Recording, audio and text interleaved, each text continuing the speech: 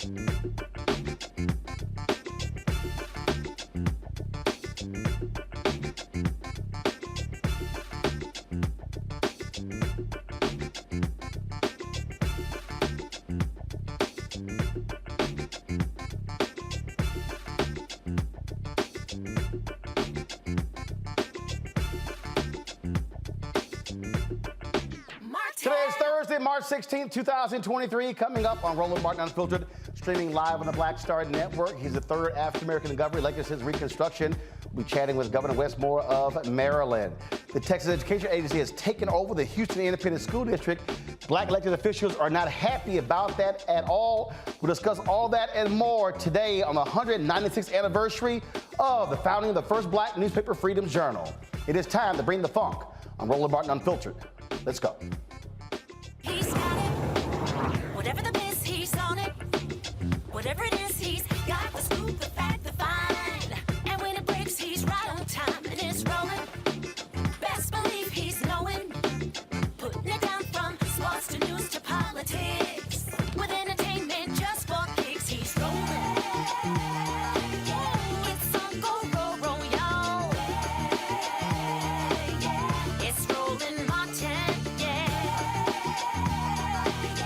Rolling with Roland now. He's funky.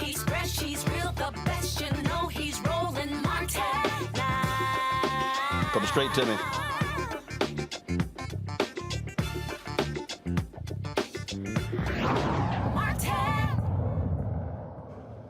Folks, he is the third African-American elected governor in the United States since Reconstruction. Wes Moore is the new governor of Maryland. And, of course, he also is a proud man of Alpha Phi Alpha. Glad to have you on the show. Frat, how you doing? It's good to see you, Frat. How you doing? I'm doing great. You have had quite a time thus far since your inauguration. Folks there in the state of Maryland are quite happy, but obviously it's also about getting down to business. What is your focus in your first year? Well, our focus in the first year is what we said the whole focus is the entire administration. This is about creating pathways for work, wages, and wealth.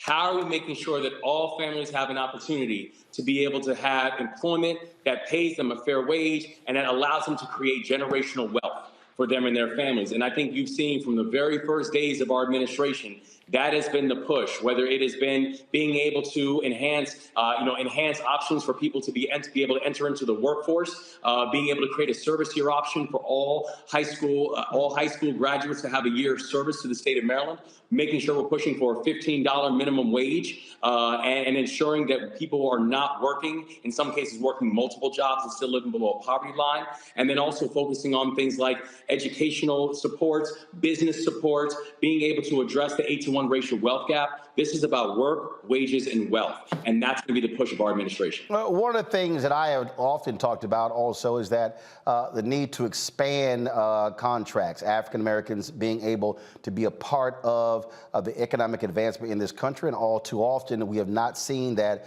Your focus there in Maryland on that particular issue as well. Yes, and I tell you, we're proud of the fact that we're leading on this, where in my first days, I signed an executive order that is requiring all of our agencies, all of our departments to be able to give us a plan as to how they plan on hitting the 29% goal that Maryland has when it comes to MBE participation, but that Maryland has come nowhere near hitting. Far too often in the state of Maryland, we allow ourselves to give away these free waivers, or we allow business to be given out by simply saying, well, we made a good faith effort to find MBE participation and we couldn't find it. Those days have come to an end. And so I actually signed a historic executive order, actually ensuring that all of our departments are actually hitting the target of 29% MBE participation, and ensuring that the entire state of Maryland is going to be one that is going to not just hit those targets, but also exceed from those targets as well. Again, contracts is one thing, but building capacity is another. Obviously, when you talk about that in places like Baltimore, that, of course, major city in the state of Maryland, has some significant issues. How are you looking to work with the mayor there, Brandon Scott, and other elected officials to improve the plight of African Americans and others in that city? Yes, I mean, I think about some of the core reasons why I ran in the first place, and this issue is personal to me because I'm a Baltimorean, and I take this, and I have not just a deep sense of pride in Baltimore. I take personally the idea that you cannot have a thriving state of Maryland if you do not have a healthy city of Baltimore. And so that's why you see we made significant investments within the city of Baltimore, earmarked parts in our budget that focuses exclusively on things like downtown and Harbor Place, and also the infrastructure that we have within the city of Baltimore, but also ensuring that we can focus on things like safety, that people have a right to feel safe in their own communities, in their own homes, and in their own skin, that we have record historic investments in public education. We're literally made the largest investment in public education of any governor in the history of the state of Maryland, and also focusing on transportation assets, because we've got to be able to move people from where they live to where opportunity lies. And so in order for Maryland to thrive, it means we have to have a city of Baltimore, its largest city, that's going to help lead the charge. So many folks, so many Democrats are scared to death of being tagged as being soft on crime. The previous governor often would have the attorney general try to take over cases from the state attorney there, Marilyn Mosby. We got elections next year as well, and again, it's crime, crime, crime. But what I keep saying to folks is you cannot have a conversation about crime if you don't have a conversation about what actually leads to crime, and that is lack of jobs, lack of opportunities, and education as well. And so how are you going to make that case to folks in the state that don't just simply say, let's throw more money at cops to deal with crime, but let's confront the root condition of crime and poverty? First of all, you're absolutely right. And the thing that we have to do is, and where I tell people, I am data-driven and heart-led. Where I tell people, I wear my heart on my sleeve, and I acknowledge that, but I know this, data matters, and I don't move without data. And the thing that we do know is this: you are never going to incarcerate or militarize your way out of a larger public safety challenge. And so that means, yes, do we have to make sure that we are fixing our parole and probation system and our Department of Corrections, because we have massive vacancies in the state of Maryland when it comes to, we have over 10,000 vacancies in the state of Maryland among state jobs, to include things like parole and probation and Department of Corrections. Absolutely. But the reality, though, is this: if you are not investing in an education system, if you are not creating pipelines for young people to be able to have second chances, if you still have situations where people cannot drink from the water fountains because of lead poisoning, or people do not have transportation assets that can get them from where they live to where opportunity lies, then you will consistently find yourself just cleaning up the debris that comes from broken systems. We can't do this. And being able to make sure that we have a police force that moves with appropriate intensity and absolute integrity and full accountability is important. But this is not about the police exclusively. You've got to deal with the root causes of why we continue watching people feeling less safe in their own neighborhoods and in their own communities. And are you also making that case to other Democrats across the country who are running for re-election next year, including the president?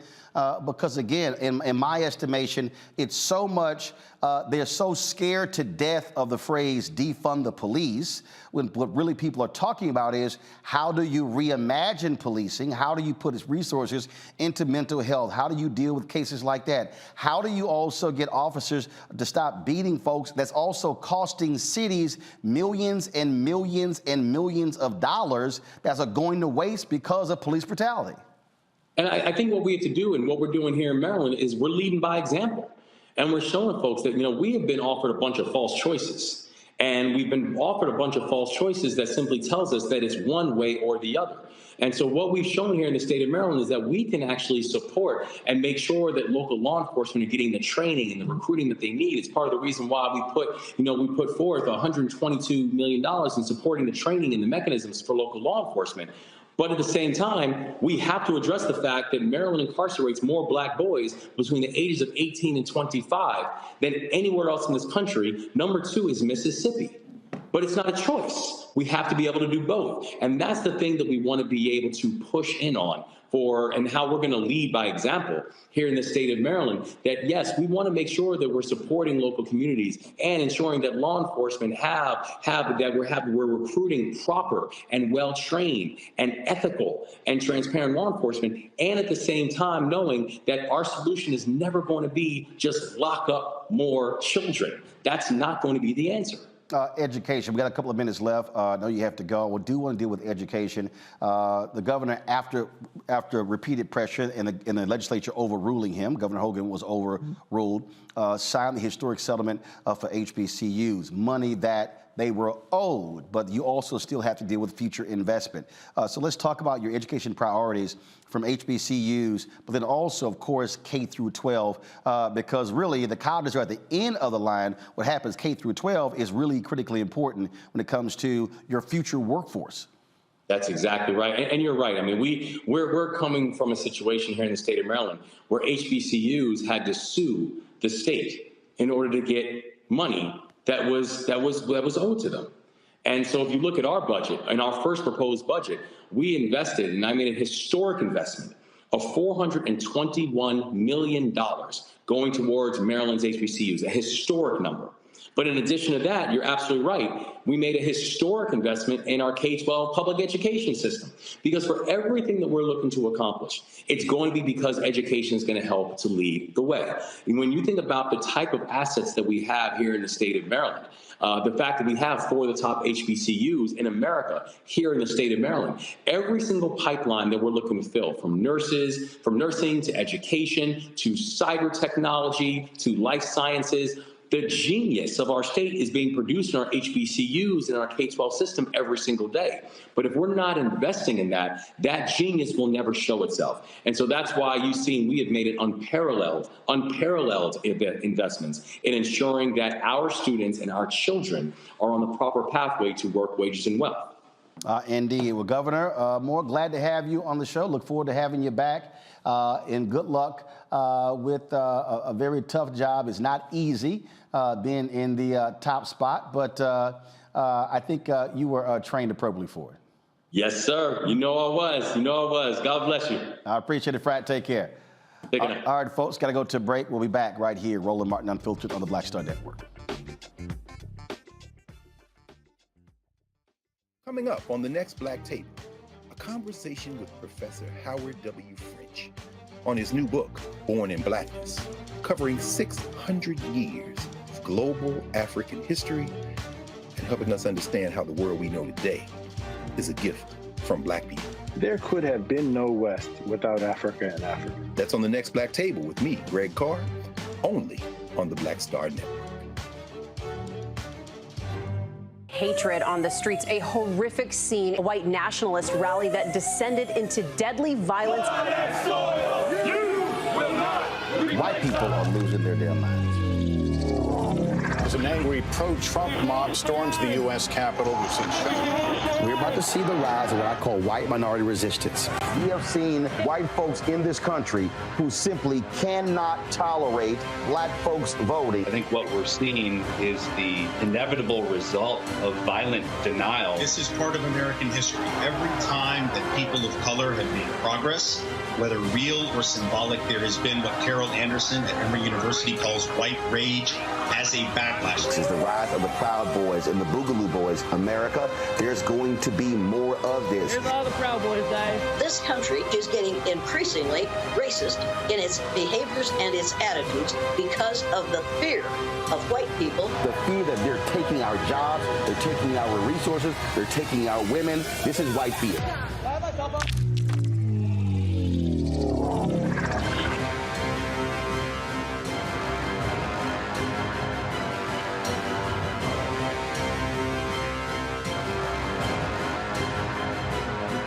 I'm Bill Duke. This is Diala Riddle, and you're watching Roland Martin, Unfiltered. Stay woke.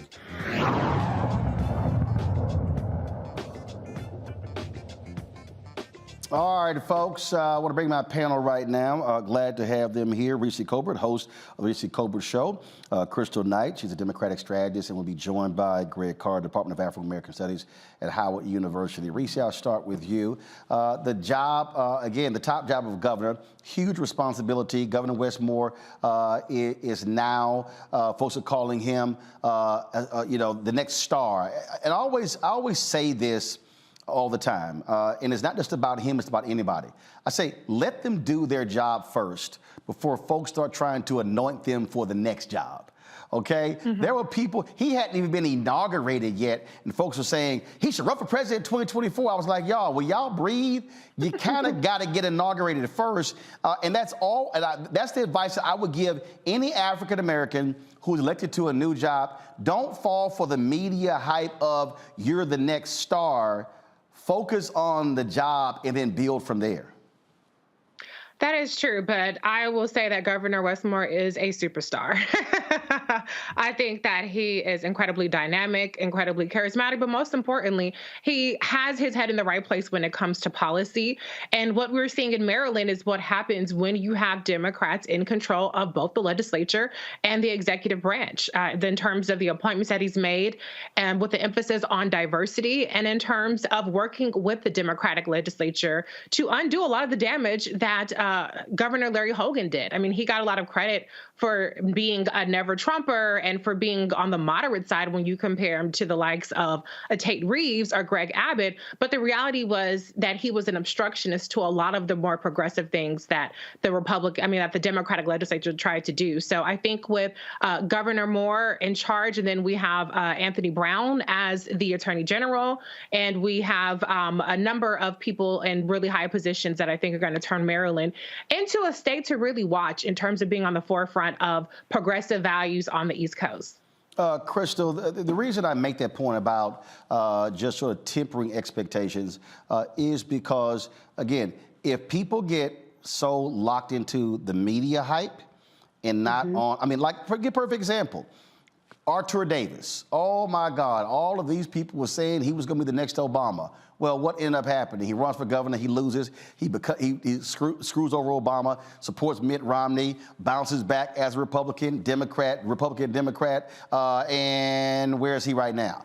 And that's why I tell people, listen, let people do their jobs first. Let them build from there and not all of a sudden just start trying to call other things.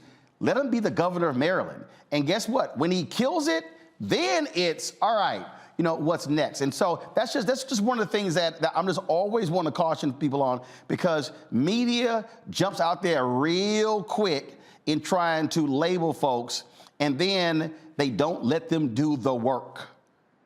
Absolutely. I think, you know, the media is powerful in that it's able to paint a narrative about anyone, quite frankly. And if you play the same story over, if you play the same narrative over and over, then people begin to believe that, because people, unfortunately, don't always read or go back and do the background and the history on, you know, things that they see and hear in different media sources. But I agree with you. I think Wes Moore just got elected. I mean, it's not been a full year of his term. And so we need to see him actually lead. These policies that he just spoke about, will those actually come into fruition? It sounds very ambitious and aggressive, and I'm wishing him the best, but absolutely he needs to have a record of things that he's done before he's able to move on to the next role or to the next thing. I think the other thing that's really interesting here is that as people continue to speculate that he should run for president in the future, they're skipping over a number of different other, you know, governors or senators or just other candidates who could be out there. But I think the bottom line for me is that the Democratic Party, which is our party, my party, we need to do a better job of building the bench. If we build a really solid bench, we have a good number of people that we can pick from, so that any new shiny candidate like Wes Moore who comes about, we're not all grabbing, hoping that he will be the next great hope, hoping that he will be the next person to save this party, when we have the time right now to really cultivate leadership, cultivate new leaders all across this country, so that when it's time to pick new leadership, we have people who are credible, who are tested, and who have real results that they can point to as they think about ascending to run for president. One of the things that he's dealing with here, Reese, Democrats control the House and the Senate, now the governor's mansion. But also the top 4 positions in Maryland are African American. You're talking about the governor, you're talking about the attorney general, and of course, leadership in the House and the Senate. The thing here is he has something that very few Democrats have in terms of where they're able to control all forms of government. That's also why it's going to be critical in terms of that agenda, really putting something forward that speaks for the people. Oh, yeah, absolutely. And I think that there's plenty of evidence of that's happening. I mean, his priorities are passing in the legislature right now, or in, you know, the different phases of it. The legislative calendar is almost up in Maryland, so it will be not long before we see the actual results of what he can get through the legislature and his priorities. But I definitely think that he's incredibly well positioned. And I just want to clarify, stars are not only presidents in this party. I mean, we used to have where we recognized governors as stars, where we recognized senators as stars. And it wasn't just that everybody needs to be president. We recognize the power of these offices. And the fact that he is the only Black governor in the country, one of the few Black governors to ever have been elected in this country, I think that's significant in and of itself without even looking later on down the pipeline. Crystal, I think also when you mentioned the whole issue of the bench, and look, he ran a very effective race. And I think when you look at, now granted, Maryland is a different state than others. But we got to go back just 4 years. I mean, Ben Jealous, when he ran for governor against Larry Hogan. And so the groundwork had been laid, if you will, for Wes Moore. And in terms of the people that were in place, there were a number of African Americans who were trying to ascend to the governor's mansion who fell short. But I do think Black candidates across the country should look at how he ran this race in terms of when they are seeking statewide office in other states around the country. Absolutely. And I also think we have to remember that Anthony Brown, who's now the Attorney General, he also ran as well, and he was unsuccessful. So even before Ben Jealous, there was other work or groundwork, as you say, that had been done to prepare the land for a Wes Moore to actually become governor. But I agree with you. There are many other candidates across this country that deserve, to ascend to whatever position, quite frankly, that they desire within their respective states. And it just depends on what the nature of the state is. As you stated, Maryland is different, in that it's generally and traditionally been a Democratic state, although Larry Hogan was able to serve 8 years under the gubernatorialship. But, Wes Moore, I am excited about his candidacy. I'm excited about his governorship, but I also would like to see the things that he has planned for the state, and I hope that he's able to accomplish those things. I do want to talk about this here, and I'll try to pull it up here. I got a kick. So there was some comments that were made by actress Amanda Seales with regards to Vice President Kamala Harris. Let's just say that Reese wasn't too particularly happy with her comments. And yeah, come on now, I pay attention to everything. And so this is what Seales had to say about Vice President Harris, and I want to get you commenting. I'm going to pull in Dr. Greg Carr. When Kamala said this ain't a racist country, she lost me, and she ain't got me back yet.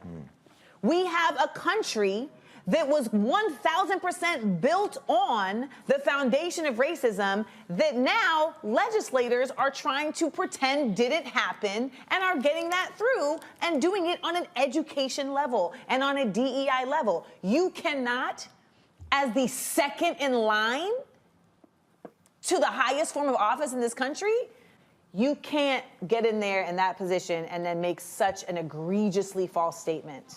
When Kamala said this ain't a racist country, she lost me. So she said an egregiously false statement. I was on the Breakfast Club yesterday, or was it the day before? We taped it on Tuesday. It aired yesterday. And I made this comment to Charlemagne and DJ Envy Reese, where I said there's a difference between offering a critique, offering criticism, and being reckless. And what I meant by reckless is when you don't tell the whole story, when you tell partial story. Well, you put a video out and you were critical of Amanda's comments by saying she didn't tell the whole story. Oh, I thought you were going to play the video. Okay, no, I don't need to play it. You're right here. Oh, okay. Yeah, no. Well, and see, that's exactly my problem. I think what happens is we live in a headline culture. We live in a meme culture where one sentence get plastered on because you could have it in 60 size font and have all kinds of colors on it, and people take that and run with it. The reality is, if you're looking for a person to humor you and speak the exact words in the exact manner that you want them to, you're never going to be satisfied with anybody under those circumstances. But if you're looking for a person who does the work, and if you're looking for the policy, the action, and the leadership, then that's a standard that I can get behind. Because the reality is, yes, Kamala Harris did say, no, I do not think that America is a racist country, but we do have to recognize the history of racism and its existence today. And so on and so on and so forth. And so if you're a person who malfunctions after one sentence is like, ugh, 5 words too much, and you only want to harp on the first 5 seconds, I don't know what I can do for you. I don't know if there's any kind of intellectual argument that we can have here. But the reality is, if you're concerned about her erasing racism and its existence, clearly she acknowledged that. If you're concerned about the fact that we have a domestic terrorism problem fueled by white supremacy, in the same exact interview, she pointed out that, and I will add that when she was a senator, she got up Christopher Wray's ass over what the FBI was doing to combat white domestic extremist terrorism specifically, which nobody said a boo about then. So it's important to have context. It's important to recognize that the soundbite may not be satisfactory to you, but the policy and what she's getting done in 2021 was the worst year for Black maternal deaths in history. You're 10 times more likely to die in this country from childbirth than you are in Japan and other advanced nations. And that is something that Vice President Kamala Harris has put the full weight of the White House behind. And Crystal, here's your So deal. That's what I'm talking about. And Crystal, here's your deal. Those of us who've been covering this for a very long time, if Vice President Kamala Harris had said America is a racist country, nothing she said after that will be replayed. The reality is this: when you're in certain positions of elected office, when 71% of the total electorate are white in the 2020 election, there are things you probably think, probably know, but you can't say. Right. It's called politics. Called politics.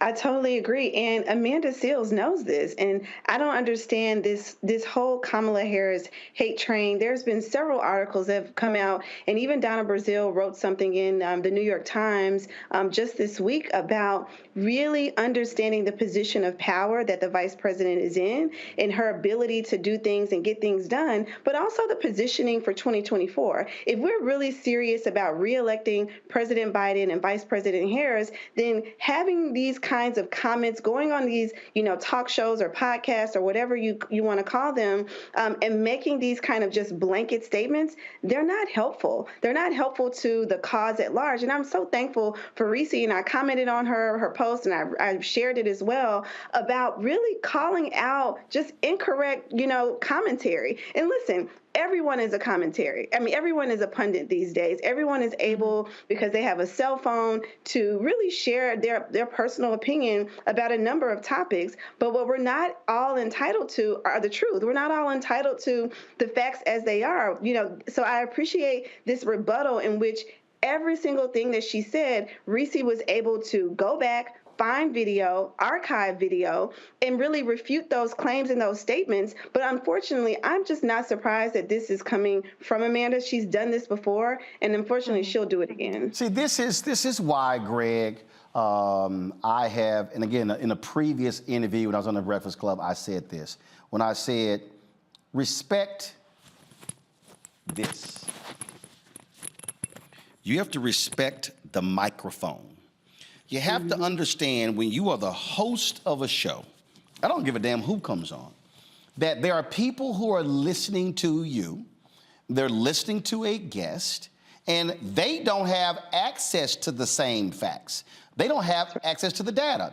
And so there's a reason why, if somebody comes on my show and says something like that or something else, I'm going to immediately fact check them, because I don't want anybody listening to go away and say, well, they didn't say anything, so it must be correct. And then what happens is a clip gets played, it gets picked up, it gets amplified. And so when you try, what Reese did or others try to come back and then explain it, well, it doesn't get the same amount of heat as the original comment. And so therefore, the misinformation then gets sent around and folks believe that. That's why I'm always saying, don't play around with the microphone and the medium because it has power. That's right. No, absolutely, Roland. But I mean, we live in an idiocracy. Lowest common denominator is what rules. Of course, America, the United States of America, is a racist country. It's racist to its core. It's a damn settler colonial state. It was built with anti-blackness as the core composite of, well, really whiteness, meaning anything that wasn't white, indigenous people, Africans, others, even many people who are now be considered white, from the Irish to the Italians. The whole thing is organized around race. And of course, Kamala Harris can never say that. So the simple fact of the matter is, Amanda Seales has a brand.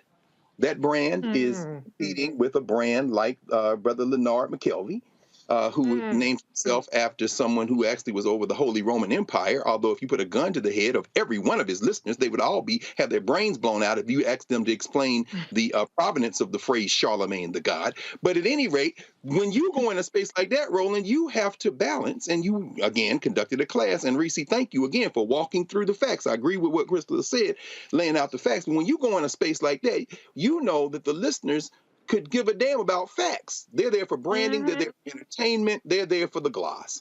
And as Crystal said, you can't win a federal election for president or vice president. The closest you could get to call America a racist country or say we have a spiritual malaise is a Jimmy Carter, perhaps. You see how they then reelected Donald Trump the first, also known as Ronald Reagan, because he was trying to talk even a little bit of truth, and he was a white man. The closest you could get to call America a racist country is probably Lyndon Baines Johnson, and them days is gone. So at the end of the day, you go into a space with a guy who calls himself Charlemagne the God, and you're trying to teach your audience, you did what you always do. Instead of just plastering the facts and coming with the data, since that doesn't matter in an idiocracy, you gave them 3 simple words to sort into categories, the last of which was very basic, and say that you can't go out there talking reckless. At that point, the people who are there for the entertainment can grasp it. And that's all you can do in a space like that. Because, hell, Charlemagne be the damn president before long because this ain't about facts. This is about visibility and branding. Folks, again, so the Man of Seals interview, that was with Jason Lee. That was on Revolt. If you missed my Breakfast Club breakdown, just simply go to their YouTube channel. You can actually see it. Again, it was on yesterday. And look, it was all about breaking these things down and walking people through, again, politics, stuff along those lines. But I'm going to say it again. You can offer a critique, you can have criticism, but you can't be reckless with comments, because you have to understand that somebody's listening. Got to go to break. We come back. We're going to talk about the takeover of the Houston Independent School District by the state of Texas. Black elected officials are not happy at all. You're watching Roland Martin Unfiltered on the Black Star Network. A lot of these corporations or people that are running stuff push black people if they're doing a certain thing. What that does is it creates a butterfly effect of any young kid who, wants to leave any situation they're in, and the only people they see are people that are doing this. So I gotta be a gangster, I gotta shoot, I gotta sell, I gotta do this in order to do it. And it just becomes a cycle. But when someone comes around and is making we don't, they don't want to push it or put money into it. So that's definitely something I'm trying to fix too, is just show there's other avenues. You don't gotta be a rapper, you don't gotta be a ball player. You can be a country singer, you can be an opera singer, you can be a damn whatever, showing the different avenues. And that is possible, and it's hard for people to realize it's possible until someone does it.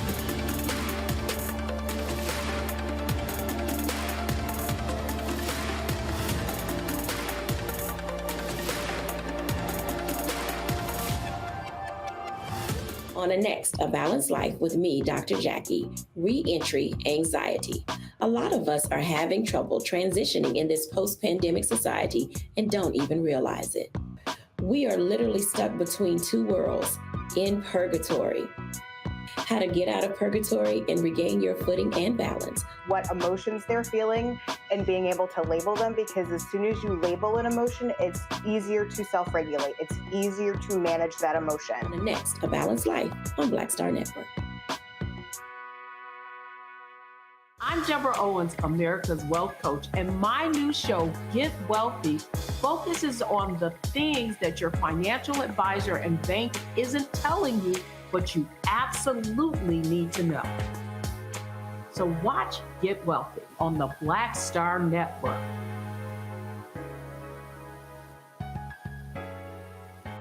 I'm Chrisette Michelle. Hi, I'm Chaley Rose, and you're watching Roland Martin Unfiltered.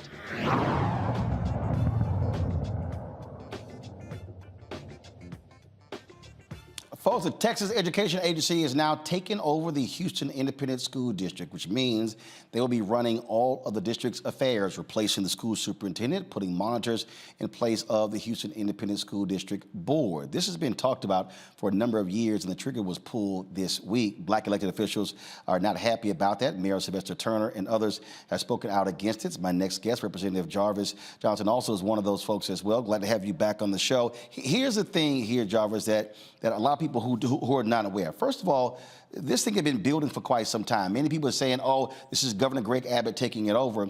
But a lot of this also went far back as when you had this schism on the board between Latino board members and black board members. When Grenita Latham was a superintendent, frankly, she should have been named superintendent, but the Hispanic board members did not want her in the job. They tried to hire a previous Hispanic superintendent. They had illegal board meetings, and that level of dysfunction really is what invited the TEA into this deal. So for and then a lot of those same board members lost. So this thing has been very convoluted and has been building over a number of years.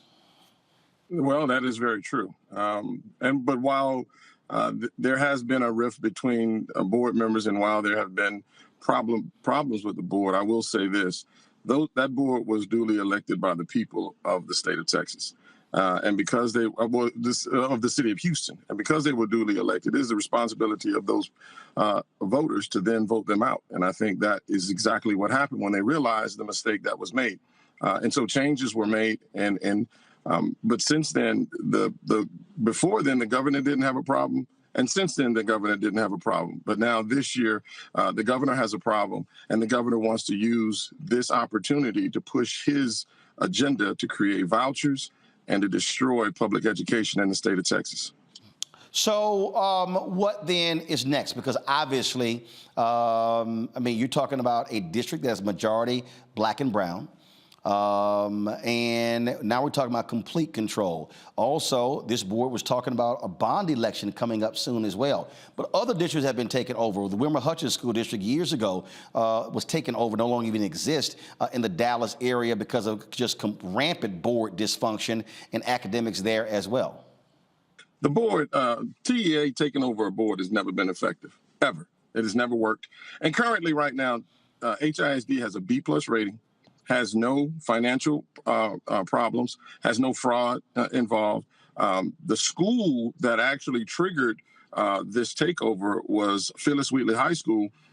Since that time, a bill was actually put in place back in 2021 that gave a 1-year time period by which Wheatley can come out of IR, which is an unacceptable rating. And if they did, then that would stop the takeover.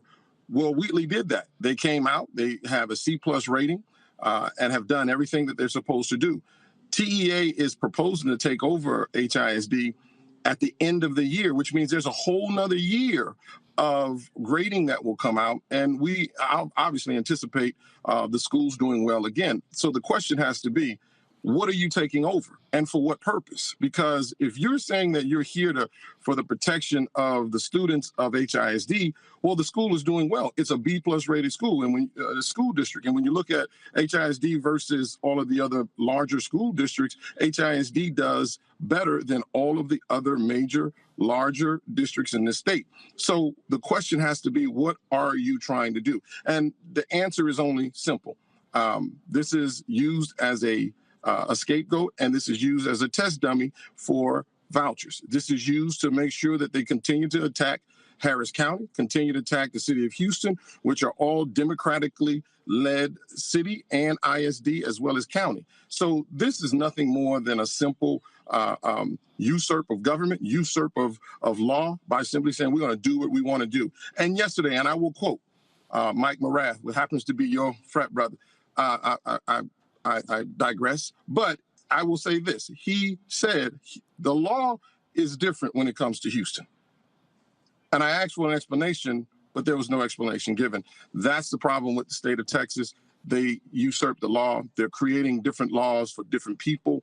And we see this over and over again. And this is going to put the state of Texas in peril. I think this is obviously going to put HISD in peril. And this is going to certainly hurt all of our students and our business community, because who wants to relocate to a city that does not have effectiveness? And let me just say this last thing about HISD.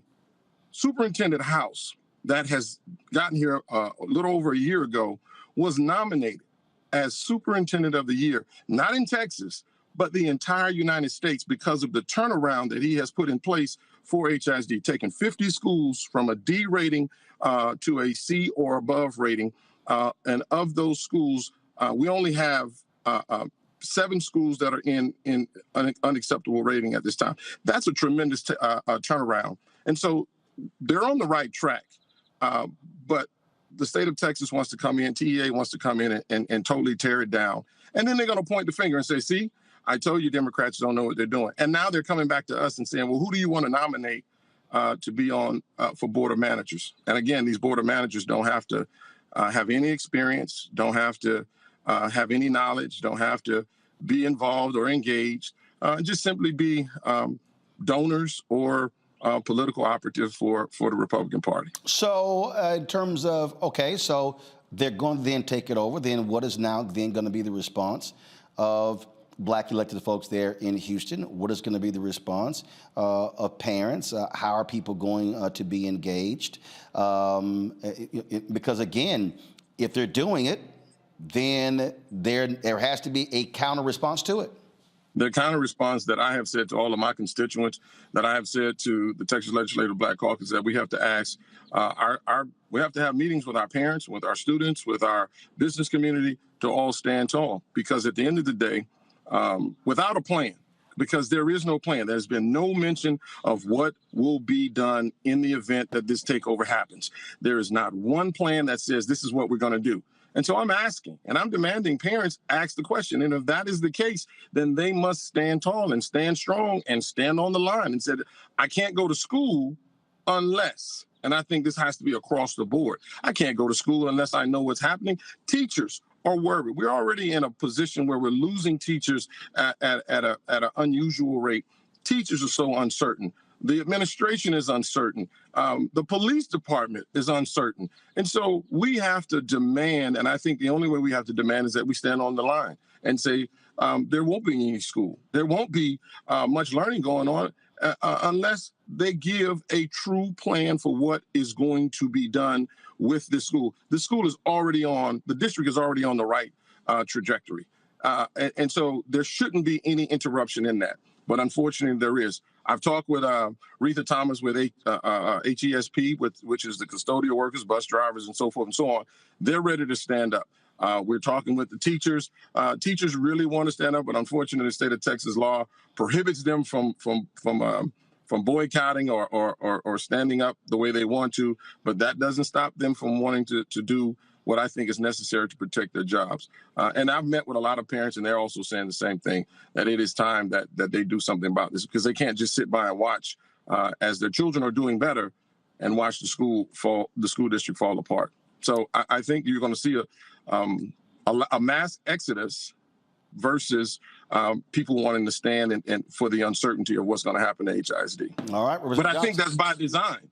That's also by design, that they want this mass exodus, because right now the governor is talking nothing but about vouchers. He's talking nothing about, we want to make sure that children have an opportunity of going to schools, good schools. Well, the voucher is only $6,000, potentially $7,000. So there's no private schools in Houston that's $7,000. So where's the parent going to find the additional $10,000 to $20,000 to meet that gap? They won't find it unless they're already affluent enough to go to private schools. Right. So this is nothing more than a money grab for the affluent. All right. Representative Johnson, I appreciate it. Thanks a lot.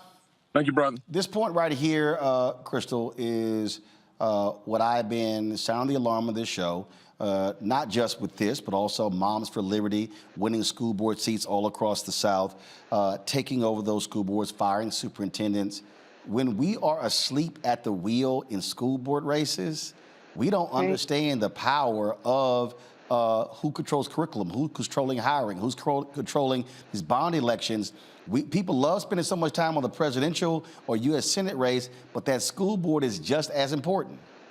Mm-hmm. Absolutely. I mean, if this hasn't shown us anything, it shows that every single election matters, local elections matter, and it also matters who's in our schools, who's teaching our kids, who are the principals, who are the superintendents. And the thing that really struck me about what he just said was that the new superintendent has turned around the school district. And the way that, Greg Abbott has rewarded, his efforts is by really coming in and having this overreach by the state government. And that's something that is really hard it was hard to listen to the interview, although it was very informative, because really when you have a superintendent who's able to come in, turn around failing schools, bring them and uplift them, then all of a sudden it becomes an issue and there's this need for overreach. And when he talked about the $7,000 school voucher, I agree with him. That's not enough to send a child to any private school and get a quote unquote better education. But again, this is something that, the underlining premise is, Greg Abbott and the state want control over this district, which is majority minority. 77% of the students there are Latino or identify as Latino, 22% are African American, 4% Asian, 11% white. And so why are they focusing on this one school district across the entire state, which happens to be the largest, is because they want to control what students and what teachers are able to teach and what students are being taught in the schools. Hold on one second. I got to go to a break. We come back. We'll get Reese and Greg's comments on this. You're watching Roland Martin Unfiltered right here on the Black Star Network.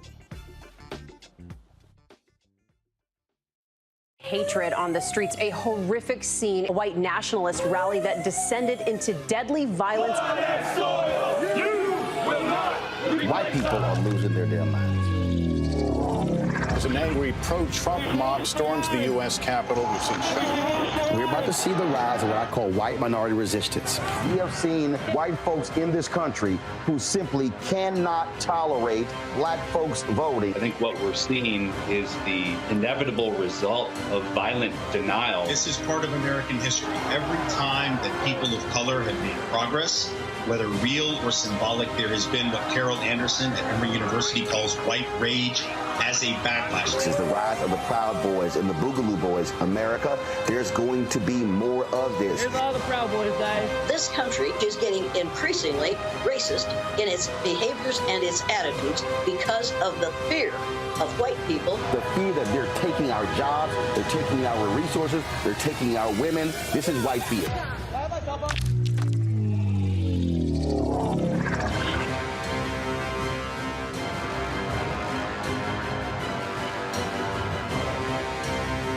Coming up on the next Black Tape, a conversation with Professor Howard W. French on his new book, Born in Blackness, covering 600 years of global African history and helping us understand how the world we know today is a gift from Black people. There could have been no West without Africa and Africa. That's on the next Black Table with me, Greg Carr, only on the Black Star Network. Hi, I'm BB Winans. Hey, I'm Donnie Simpson. What's up? I'm Lance Gross, and you're watching Roland Martin Unfiltered.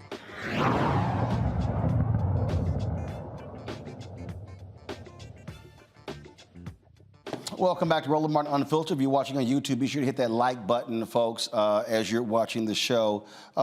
Greg, education. For anybody who doesn't have any understanding, black folks historically have understood this. That's one of the reasons why those free people of African descent, when they got in the South Carolina legislature, they put it in the Constitution for there to be publicly financed education. And then when the white folks took over after the Great Compromise of 1877, they threw all the advances out, but they kept that one in. And so education has always been paramount to us. And the reason I keep making this point about voting and what we do, this is the result of what happens. The last election, when Beto O'Rourke was running against Greg Abbott, 75% of young voters in Texas did not vote in the election. African Americans in Texas is 60% minority. 60% minority, yet 60% of the people who vote in Texas are white. And so if anybody wants to talk about why there's a takeover, you have to understand those who are in power wield power. That's right. That's right. It reminds me of Cliff of Latosha and all those hours you spend on the road. You know, these battles are won door by door, life by life. Black and brown people got together and put together in the Texas state legislature the 10% plan that allowed the top 10% of any high school student and the top 10% of their class anywhere in the state of Texas to attend one of the public universities in Texas. And they also did that with poor white legislators. That's because it was in everybody's mutual interest, what Derek Bell calls interest convergence. But what we see here is not just, and Crystal nailed this, of course, this is about a majority non-white school district, overwhelmingly majority white, non-white. But this shovel-mouthed bastard governor of Texas, Abbott, is after that budget as well. So I agree with Representative Johnson. What's the budget in the school district, Houston Independent School District, Ron? About $2.2 billion, I think. Over several billion, yeah. Yeah. So this comes down to this. See, I worked for the school district of Philadelphia when it was taken over by the state of Pennsylvania, when Tom Ridge was the governor. This was 1998.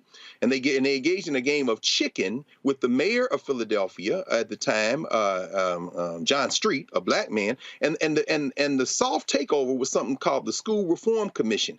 They were able then to get their hands on the budget of the school district of Philadelphia, at that time the 5th largest school district in the country, and they tried to privatize it. They put Edison schools in. The folks, we all protested and organized.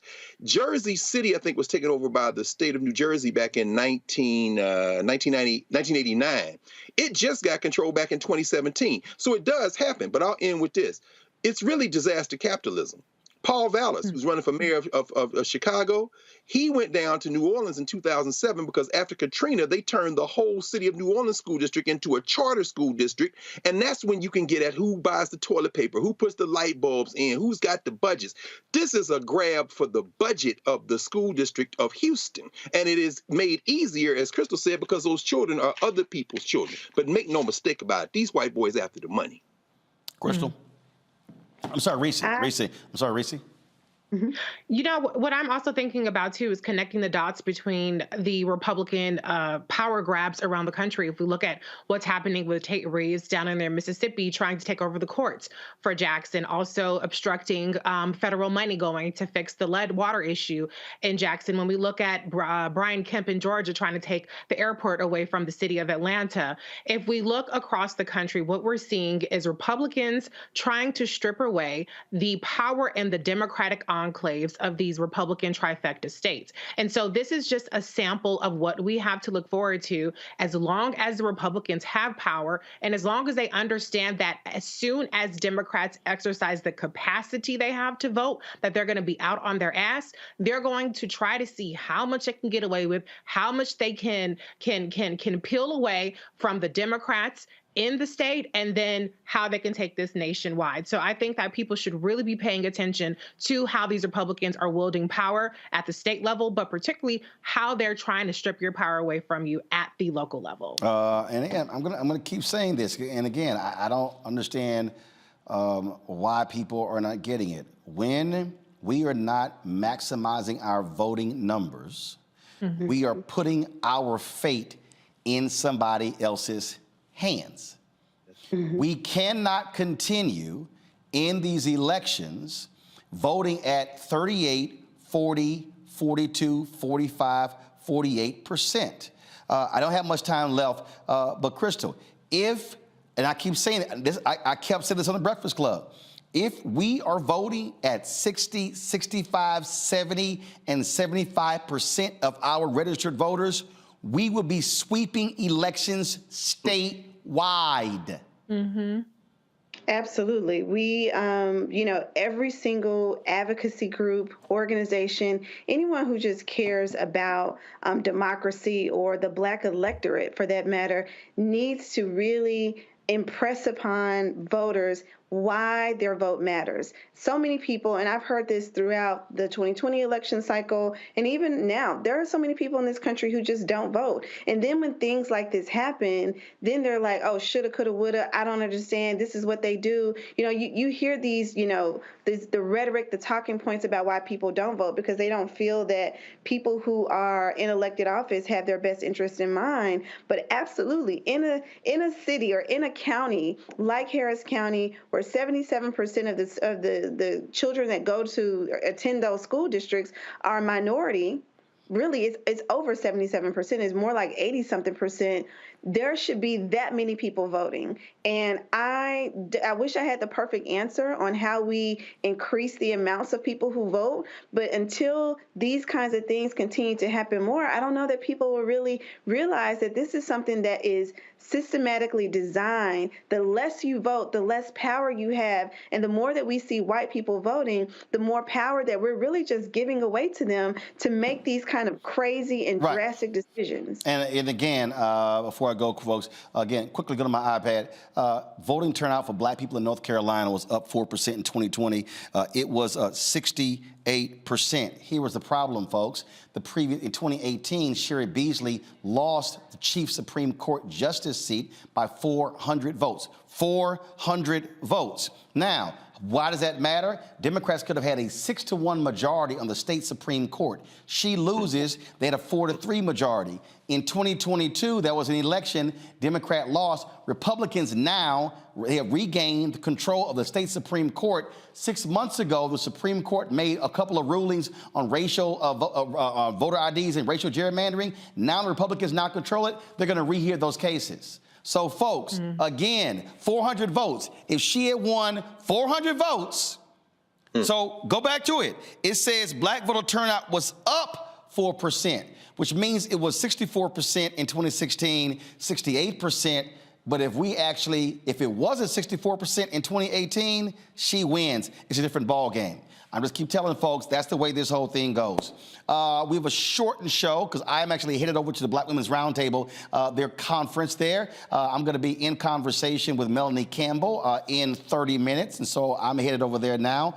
Let me thank Crystal, Reese, and Greg for being on today's show. What's going to happen, folks, we're going to go live from there at 7:30, so we'll be carrying that. So they've been meeting for the last couple of days. We've been streaming it on the Black Star Network. You can see those restreams by going to our app or simply going to our 24-hour streaming channel as well. So, again, Crystal, Reese, and Greg, thank you so very much. Y'all be sure to check out Reese's show on Sirius XM on Saturday. I think she's going to have a couple more things to say about Amanda Seals and Vice President Kamala Harris. All right, folks, don't forget to watch The Black Table with Greg Carr as well. All right, folks, thanks a bunch. I'll see y'all in 30 minutes right here on Roland Martin Unfiltered on the Black Star Network. We're all impacted by the culture, whether we know it or not. From politics to music and entertainment, it's a huge part of our lives, and we're going to talk about it every day right here on The Culture with me, Faraji Muhammad, only on the Black Star Network.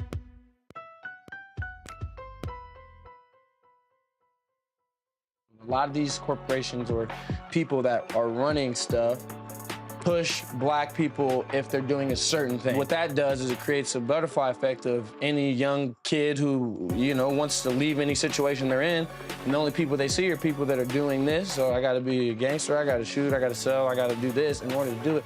And it just becomes a cycle. But when someone comes around and is making we don't, they don't want to push it or put money into it. So that's definitely something I'm trying to fix too, is just show there's other avenues. You don't gotta be a rapper, you don't gotta be a ball player, you can be a country singer, you can be an opera singer, you can be a damn whatever, showing the different avenues. And that is possible, and it's hard for people to realize it's possible until someone does it.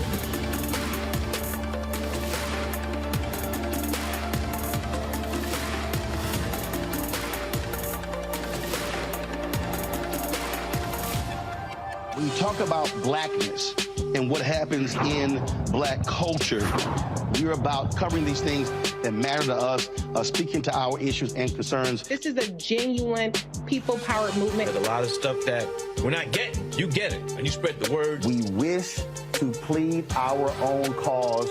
Too long have others spoken for us. We cannot tell our own story if we can't pay for it. This is about covering us. Invest in black-owned media. Your dollars matter. We don't have to keep asking them to cover our stuff. So please support us in what we do, folks. We want to hit 2,000 people, $50 this month, raise $100,000. We're behind 100,000, so we want to hit that. Y'all money makes this possible. Check some money orders. Go to P.O. Box 57196, Washington, D.C. 20037-0196. The Cash App is $RM Unfiltered. PayPal is R Martin Unfiltered. Venmo is RM Unfiltered. Zelle is Roland at RolandSMartin.com. Hey, I'm Donnie Simpson. What's up? I'm Lance Gross, and you're watching Roland Martin Unfiltered.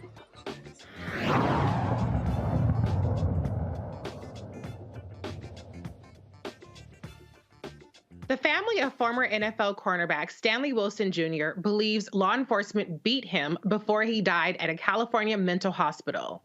Wilson, a former Detroit Lion, died on February 1st after officials initially reported that he collapsed and fell from a chair. The family filed 3 wrongful death claims against Los Angeles County, one on behalf of each of his parents, Stanley Wilson Sr. and Dr. Pulaine Lucas, and another on behalf of his estate, asking for $45 million in damages. Wilson's family revealed photos of his body showing marks on his head that appear to show he was stomped and scars on his hands and wrists that indicate that he was handcuffed. Wilson was admitted to the Twin Towers Correctional Facility in August after he was declared incompetent to stand trial on vandalism charges. Wilson's family believed he may have suffered from CTE. Autopsy results have not been released. I'm going to go back to the panel on this. Dr. Carr is still with us, as well as Crystal Knight. You know what is so crazy about this story is that this kind of stemmed from vandalism charges. And so we had a person who was suffering for some kind of mental health issues in a facility that's not just a regular mental health hospital, but actually like an incarceral mental health facility. And this is the fallout. Dr. Carr, what do you have to say about how this has escalated from the point of vandalism charges to his ultimate death? Well, we know, sisters, that, being Black in this country we're born at risk. And this is just another example of violence. And one of the reasons I was a little late today, my students helped me over up at Howard. My friend Jelani Cobb just published an article in the New Yorker on the 50-year anniversary of hip hop. And he talks about the fact that while everybody loves hip hop, Black people are out in the streets dying. And he says the simple fact of the matter is that all of our culture speaks to this desire to live just a little bit longer, because we all gonna die. This brother was a professional athlete trying to make a way for his family, trying to, make a better life for himself, and had a career-ending injury and ends up a victim of state violence. Now, whether it's high blood pressure, diabetes, or any number of things that take our lives, infant mortality, any things that take our lives, or in this case, abuse by the state after abuse by the sport you're playing just to get ahead. This is another example of the risks of being Black in America and trying to extend your life a little bit longer. And this is sometimes what happens, too often what happens. Yeah, I couldn't agree more. I mean, if you think about it, the mental health facility is where you're supposed to heal, not where you're supposed to actually die. So the circumstances surrounding this, being in handcuffs, being stomped, which is brutality, it's just inexcusable. Crystal, what's your take on this one? Yeah, this story is sad. I mean, it's sad to hear. I hope that, more of the details surrounding his death actually come out. But, I agree with what Dr. Carr said. Black men are not living to see 60. I mean, probably even less than that. Just thinking about all of the Black death that we've seen over the last couple of years. And again, if this is someone who was crying out for help, who needed help, to seek it, get treated, and then die, the circumstances surrounding that are very murky at best. Mm-hmm. And I want answers for it. I think his family deserves to understand exactly what happened. And ultimately, I want people in our hospitals, care facilities, police officers to see Black bodies as worthy, because when they do, they won't take, actions that ultimately will lead to our demise. And that's what I'm guessing. That's what happened, is that people, don't see Black bodies as valuable in this country. And so when something happens that's negative or something that is life-altering happens, instead of helping, people just continue to exacerbate the problem to the point of death. Mm-hmm. You're so right. And we've seen cases, we've covered it on the show, where, for instance, with Tyree Nichols, where he was not administered the proper medical care. We've seen it with other cases where the paramedics show up and they don't do what they're supposed to do. What's very interesting, though, is when we talk about police brutality, when we talk about the criminal justice system, often the mental health hospitals, mental health professionals are put up as an alternative to policing itself, as though that would make us safer. And here's a case where we see that even if you inject any kind of carceral aspect to it, it seems to have the same result. What do you think, Dr. Carr? No, I agree. Absolutely. I mean, the fact that this was a junior, meaning his parents, his father has to, it's just the way that, Crystal, I think the way you laid it out, again, is there. We are not human. And you know, the fact that you sustained the type of injury that could shorten your life anyway, and then you call out for help. And as you said, Reese, this is supposed to provide, mental health facilities are supposed to provide help, and they do for human beings. But if you're not a human, then you won't receive anything other than brutality there. So, I mean, again, our fundamental problem is the challenge, and this is for men, women, children, all of us as African people. Sandra Bland, after all, in a cell where they say she killed herself, why she should never have been halted in the first place. Our challenge is to navigate this funky place that we're in. It cannot be saved in its current form. It's going to have to be remade because it has never seen us as human, and it will never see us as human. We're going to have to win that respect by first respecting ourselves enough. Maybe we need some more Black mental health facilities and some more elected officials to run management over the ones that treat our people like this.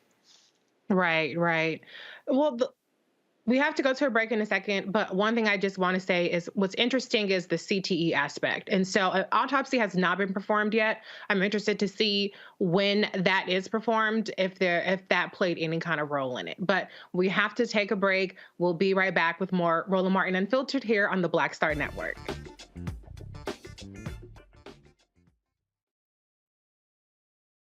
People that are running stuff push Black people if they're doing a certain thing. What that does is it creates a butterfly effect of any young kid who, you know, wants to leave any situation they're in, and the only people they see are people that are doing this. So I gotta be a gangster, I gotta shoot, I gotta sell, I gotta do this in order to do it.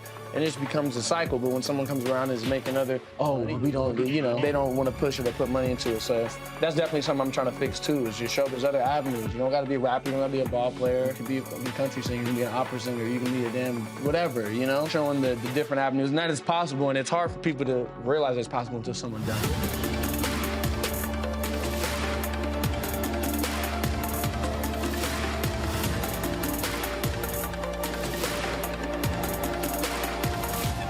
When you talk about Blackness and what happens in Black culture, we're about covering these things that matter to us, speaking to our issues and concerns. This is a genuine people-powered movement. There's a lot of stuff that we're not getting. You get it, and you spread the word. We wish to plead our own cause. Too long have others spoken for us. We cannot tell our own story if we can't pay for it. This is about covering us. Invest in Black-owned media. Your dollars matter. We don't have to keep asking them to cover our stuff. So please support us in what we do, folks. We want to hit 2,000 people, $50 this month, raise $100,000. We're behind 100,000, so we want to hit that. Y'all money makes this possible. Checks and money orders go to P.O. Box 57196, Washington, D.C. 20037-0196. The Cash App is $RM Unfiltered. PayPal is R Martin Unfiltered. Venmo is RM Unfiltered. Zelle is Roland at RolandSMartin.com. This is Judge Mathis. What's going on, everybody? It's your boy Mac Wiles, and you are watching Roland Martin Unfiltered.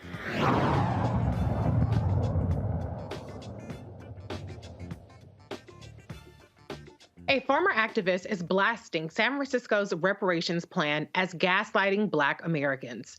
Xavier DeRosso, who claims to be an ex-BLM supporter, appeared on Fox News' The Ingram Angle to discuss how the plan falsely promotes systemic racism after San Francisco's Board of Supervisors embraced 111 recommendations made by a city-appointed reparations committee.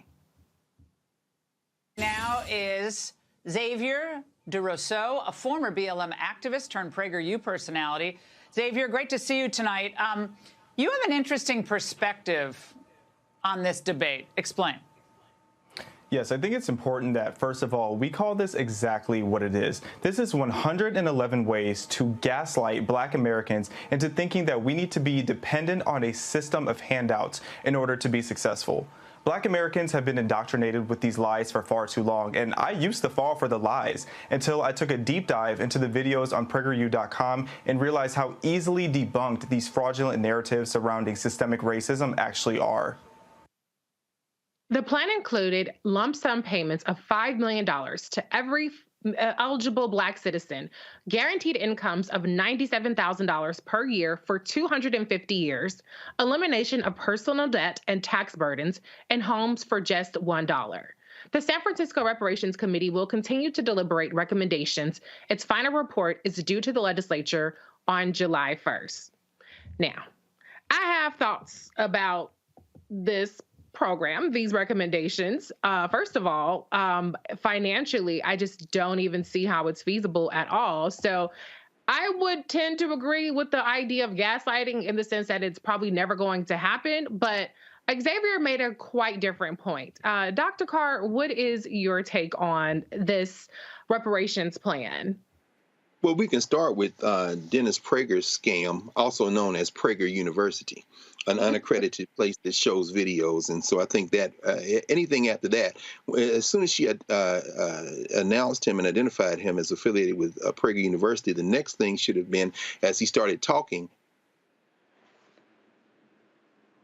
Oh, wait, you couldn't hear me. Yeah, in other words, the mute should have gone on at that point. But since we're talking about this, in an instance, it reminds me of something Minister Farrakhan back in the 80s. He went on tour around the country when they were engendering this notion of selling products, lotion and soap. It's called Power It Lasts Forever. And in Atlanta, he gave a speech where the refrain he kept returning to was "figure it up, count it up." And he started saying, they took the whole country, count that up. Okay. Then they murdered all the Native Americans, count that up. Then they brought us over here by the millions, count that up. And then he kept going, everybody, and finally he said, if you figure it up, you'll find out that they owe us the whole damn country, and we're not even asking for that. See, the exercise of making this concrete, whether you ever get a dime or not, is to describe the enormity of the debt, whether you ever get a penny or not. Now, what this fool is doing, Yassa, talking to this white nationalist who has no problem engendering all kind of propaganda from her perch as she tweets and texts her buddies over there, fellow anchors, saying, I know they crazy as hell, but we can't mess with the money and the ratings. We have to understand that this is a propaganda war. This is a propaganda war. San Francisco ain't got the kind of money to cut that kind of check, but when you think of the enormity of the harm, it can in many ways remind us that not only are we owed, but we are at the foundation of this thing called the United States of America. And of course, when it comes back, they can adjust any of the 111. There are going to be things on there that they probably will pass. Well, genius, of course, and a whole sermon there, Dr. Carr. I think you make such a great point about the at least moral victory of putting such a high number on something that's really invaluable or priceless. But Crystal, what's your take, though, in terms of if you want to move beyond a moral victory into actual payments, into actual tangible results? Do you think that the numbers being put out there is something that puts us closer to that? Or do you think that's something that kind of blows it out the water as anything being feasible? Well, I think that there are challenges with the number that is proposed. My take on, the whole proposal is that we have to start somewhere. I tend to agree with Dr. Carr that, regardless of if it's too big or even too small, getting it through, getting something actually passed, to me is more important. And then you can go back and work on the numbers. I don't think that this will pass, in actuality, but I do think that we need to have the conversation. We need to normalize having city councils or county commissions or, state governments really discuss and talk about reparations across this country. Right now, we've seen it's sparse. It's here and there. It's in California. There have been some in Illinois, maybe another or two in other places. But even at the federal level, we haven't taken up reparations to even study it at the federal level. And so I think that, if we are serious about paying back the debts of our ancestors who have built this country for free, who were brought over here against our will, whatever the first step is, we have to get there. We have to get through whatever this first piece. No one will ever be fully satisfied with the number or the items that are being suggested. But if we continue to tear down even the process of just having the conversation, getting a first read, getting something passed, we will forever be in this revolving cyclical door about something not being enough or something being too much. That's true, Crystal. But to your point, about how necessary it is to have a conversation and to start somewhere. I can't say that I've seen a lot of in-person engagement around this. Now, granted, I'm not in San Francisco, I'm not in California. Am I missing something? And Dr. Carr, you can weigh in too, because you obviously were part of the statewide study or initiative behind this. Is there an on the ground where we talk about things like civic engagement, going to your school board meetings, going to your county meetings? Has there been a galvanization around this on the ground from in the same way that we hear about it online if people are into YouTube chats? Oh, absolutely. In fact, the first major effort to organize African people of reparations in this country goes back to the 19th century. A sister named Callie House and Isaiah Dickerson, the Ex-Slave Mutual Relief and Pension Fund. These were Africans who had actually gone through enslavement who made a demand of the federal government. So it starts in the 1880s and 1890s, and it's really an unbroken string. In the 1920s, 30s, Queen Mother Audley Moore. By the 1960s, you're talking about the Republic of New Africa. You're talking about Chokwe Lumumba, the father of the current mayor of Jackson. That's how they ended up in Jackson in the first place from Detroit. And there's the National Coalition of Blacks for Reparations in America, began in 1989 to bring those groups together. And of course, as Crystal just said, there's H.R. 40, which John Conyers began introducing 40 years ago. And now, of course, Sheila Jackson Lee has taken it up. It's an unbroken string. The only other thing I would say is that there are local reparations movements. There have been resolutions passed in cities like Philadelphia. There's obviously what's going on in the northern suburbs of Chicago, the Evanston work. So there's an unbroken thing. And finally, what you said, Reese, and you always remind us of this in terms of this question of social media, particularly weaponized ignorance.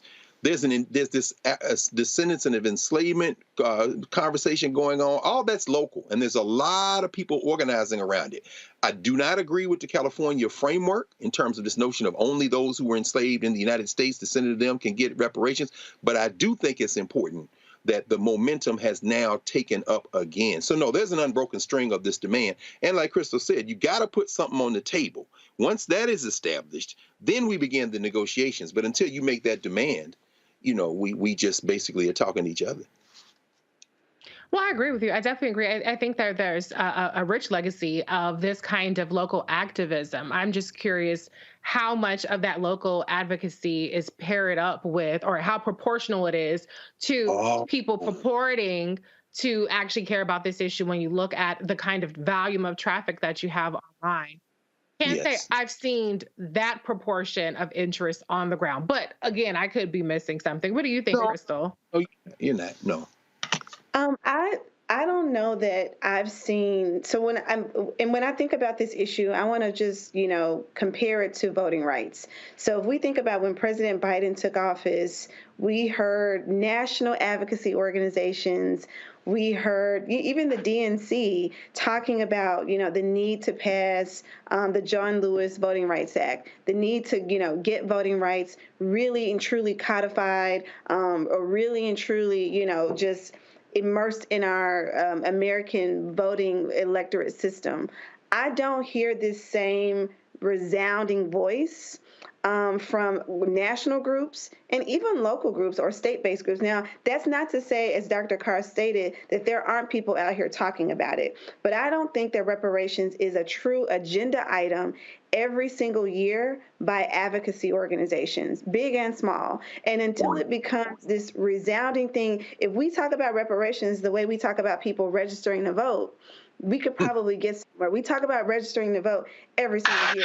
It is critical that you register to vote. It's critical that you use your voice. It's critical that you do all these things. We just had a segment on that with Roland about, Texas. But if we talk about reparations in the same light and with the same weight that we talk about these other civil rights issues, then I think when we hear this narrative, when you talk about, the narrative in the media, it is not talked about enough. So it's not that people don't care about it. It's just not enough people care about it collectively all at the same time. And so that's my perspective about it, is that I think people, yes, everyone, I haven't really heard anyone say, I don't want reparations, but I haven't seen people run a year-round campaign about reparations, in the same manner, and that they run these year-round campaigns about voting rights, voter registration, or any other issue that they really care about. Mm-hmm. Well, I absolutely agree with you. And to be clear, I mean, this Xavier person talked about not wanting reparations because it's a handout. Reparations is not a handout. It's a repayment for the unspeakable horrors that have been inflicted on us. And so to your point, Crystal, yeah, you're right. There has not been the same kind of resounding voice behind that. But look at how much begging we've had to do just to get people at 30% turnout. And this is people who are already registered to vote. We're not even talking people who aren't even registered to vote. And so where do we go from here? I don't know. But it definitely seems like at least San Francisco is serious about evaluating this. What kind of check gets cut? And I haven't even heard the details around what eligibility looks like. But if you have anybody that came through San Francisco, now might be a good time to get your paperwork together. It might be a good time if you are in San Francisco to register to vote or whatever the criteria, pay your taxes, do your tax return, file for residency, something, because that's right. Now, San Francisco. Oh, go ahead. No. I know we're going to go to break in a second, but I do want to stress the fact that we're having this conversation, when you look back over the full arc of the reparations movement, this really is progress. Reparations has typically been a cause that has been championed by Black nationalists and Pan-Africanists. The fact that we are now having this conversation, Ta-Nehisi Coates' article in the Atlantic years ago, before that, Randall Robinson's 2000 book called The Debt. The fact that we're even doing it now, that the California state legislature appointed a committee, the largest state in the country, headed in the legislature by a Black woman who is a retired professor of African American studies. When you measure the movement of the 90s, 80s, 70s, 60s, all the way back to the 19th century to now, this is a quantum leap. So I think we should always, not just where we're going, but measure against where we've been. This was something the Black Panthers used to bring up, us used to bring up, the Pan-Africanists used to bring up, political prisoners used to bring up. And now it's stuff that's being discussed by white nationalists like Laura Ingraham because it can't be ignored anymore. That's progress. Right. I know that's right, Dr. Carr. I mean, quantum leap is not a word you hear a lot because we live in an instant gratification society. Yes. But when you put it in the context, this is radical, drastic progress, even if it's not at the finish line yet. Well, we have to wrap up. We're going to go to the Black Women's Roundtable that Roland will be moderating at.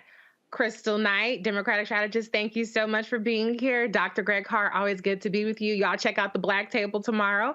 And I'm Risa Cobra signing out for Roland Martin Unfiltered, this part. Bye, y'all. Bye. Thank you. See y'all. Streets, a horrific scene, a white nationalist rally that descended into deadly violence. White people are losing their damn minds. As an angry pro-Trump mob storms the U.S. Capitol, we've seen shooting. We're about to see the rise of what I call white minority resistance. We have seen white folks in this country who simply cannot tolerate Black folks voting. I think what we're seeing is the inevitable result of violent denial. This is part of American history. Every time that people of color have made progress, whether real or symbolic, there has been what Carol Anderson at Emory University calls white rage as a backlash. This is the rise of the Proud Boys and the Boogaloo Boys. America, there's going to be more of this. Here's all the Proud Boys, guys. This country is getting increasingly racist in its behaviors and its attitudes because of the fear of white people. The fear that they're taking our jobs, they're taking our resources, they're taking our women. This is white fear.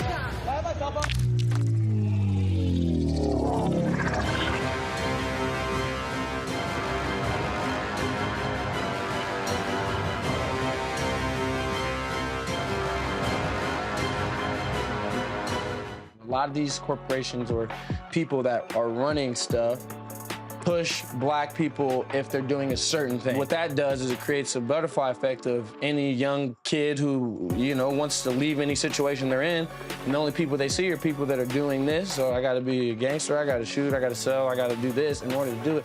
And it just becomes a cycle. But when someone comes around and is making we don't do, they don't want to push it or put money into it. So that's definitely something I'm trying to fix too, is just show there's other avenues. You don't gotta be a rapper, you don't gotta be a ball player, you can be a country singer, you can be an opera singer, you can be a damn whatever, showing the different avenues. And that is possible, and it's hard for people to realize it's possible until someone does it.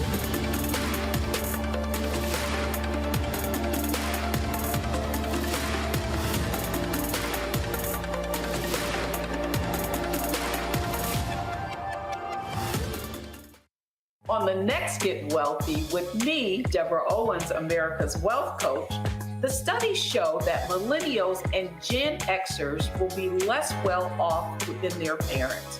What can we do to make sure that we get to children younger and that they have the right money habits? Well, joining me on the next Get Wealthy is an author who's created a master playbook. Be willing to share some of your money mistakes, right? If that's what you have to lean on, start with the money mistakes that you have made, but don't just tell the mistake, right? Tell the lesson in the mistake. That's right here on Get Wealthy, only on Black Star Network.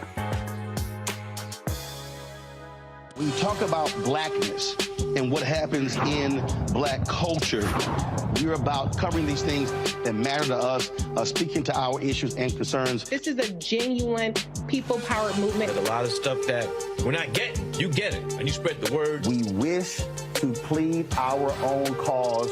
Too long have others spoken for us. We cannot tell our own story if we can't pay for it. This is about covering us. Invest in black-owned media. Your dollars matter.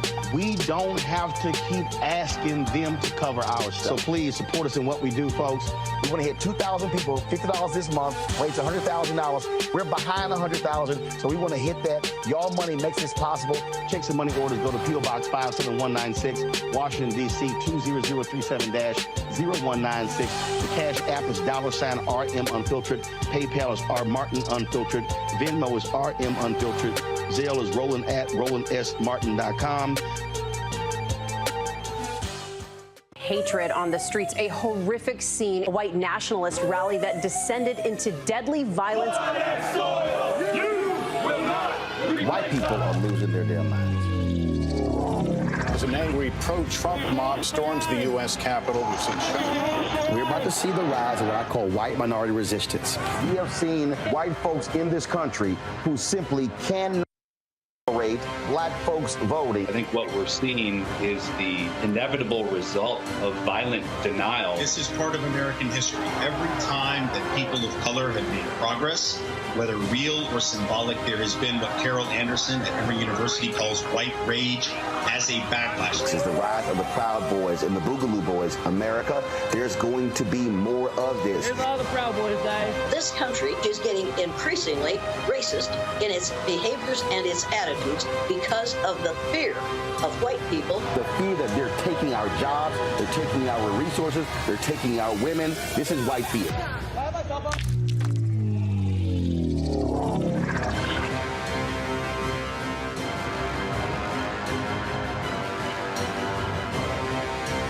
Black Star Network is here. Hold no punches. I'm real revolutionary right now. Support this man, Black Media. He makes sure that our stories are told. Thank you for being the voice of Black America, Roland. Stay black. I love y'all. All momentum we have now, we have to keep this going. The video looks phenomenal. See, this difference between Black Star Network and black-owned media and something like CNN. You can't be black-owned media and be scared. It's time to be smart. Bring your eyeballs home. You dig? Pull up a chair. Take your seat. The Black Tape with me, Dr. Greg Carr, here on the Black Star Network. Every week, we'll take a deeper dive into the world we're living in. Join the conversation only on the Black Star Network. Hi, I'm Dr. Jackie Hood Martin, and I have a question for you. Ever feel as if your life is teetering and the weight and pressure of the world is consistently on your shoulders? Well, let me tell you, living a balanced life isn't easy. Join me each Tuesday on Black Star Network for A Balanced Life with Dr. Jackie. We're all impacted by the culture, whether we know it or not. From politics to music and entertainment, it's a huge part of our lives, and we're going to talk about it every day right here on The Culture with me, Faraji Muhammad, only on the Black Star Network. Owens, America's Wealth Coach, and my new show, Get Wealthy, focuses on the things that your financial advisor and bank isn't telling you, but you absolutely need to know.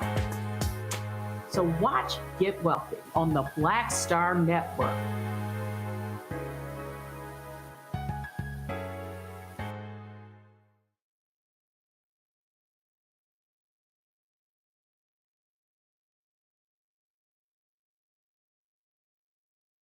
Hatred on the streets, a horrific scene, a white nationalist rally that descended into deadly violence. White people are losing their damn minds. As an angry pro-Trump mob storms the U.S. Capitol, we've seen shootings. We're about to see the rise of what I call white minority resistance. We have seen white folks in this country who simply cannot tolerate black folks voting. I think what we're seeing is the inevitable result of violent denial. This is part of American history. Every time that people of color have made progress, whether real or symbolic, there has been what Carol Anderson at Emory University calls white rage as a backlash. This is the rise of the Proud Boys and the Boogaloo Boys. America, there's going to be more of this. Here's all the Proud Boys, guys. This country is getting increasingly racist in its behaviors and its attitudes because of the fear of white people. The fear that they're taking our jobs, they're taking our resources, they're taking our women. This is white fear.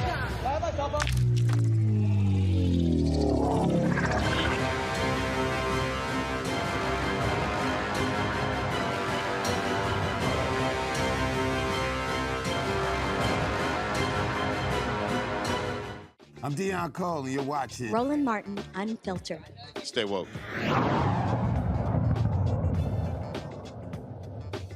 We'll discuss here today as the nation's most engaged and reliable voting bloc. But who is that?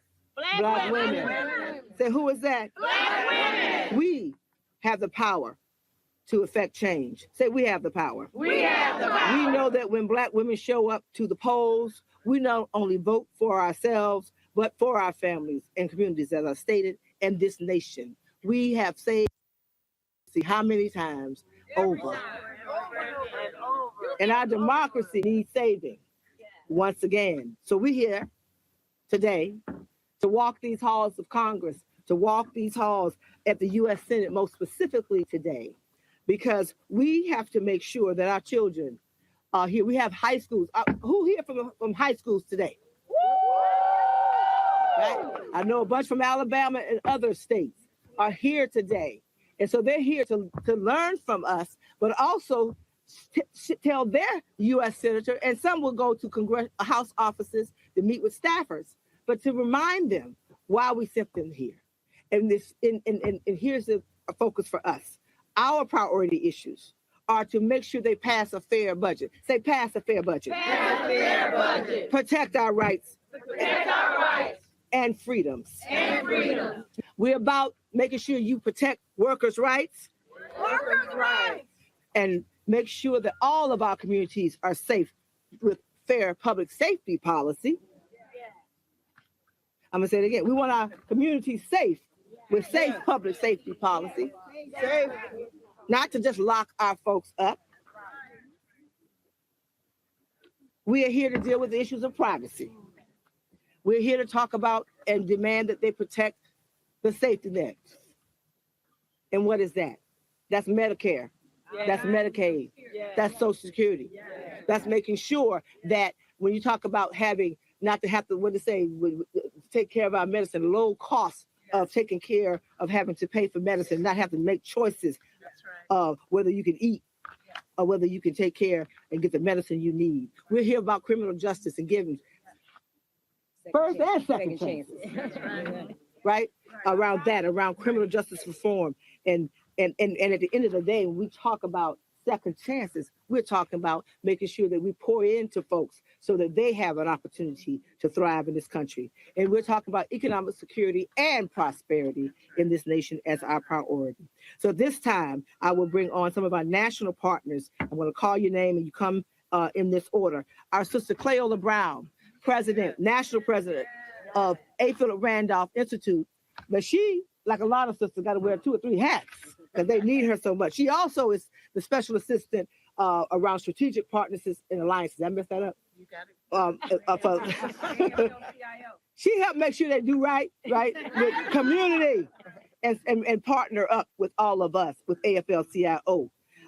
Then you will hear from our sister leader, Sheena Mead, who is the CEO of Clean Slate Initiative. Okay, of the Clean Slate Initiative, but also has been with us for years from Black Youth Vote On, and we're so proud. I have to tell mine, I tell yours. So we know we leave that alone, right? Thank you.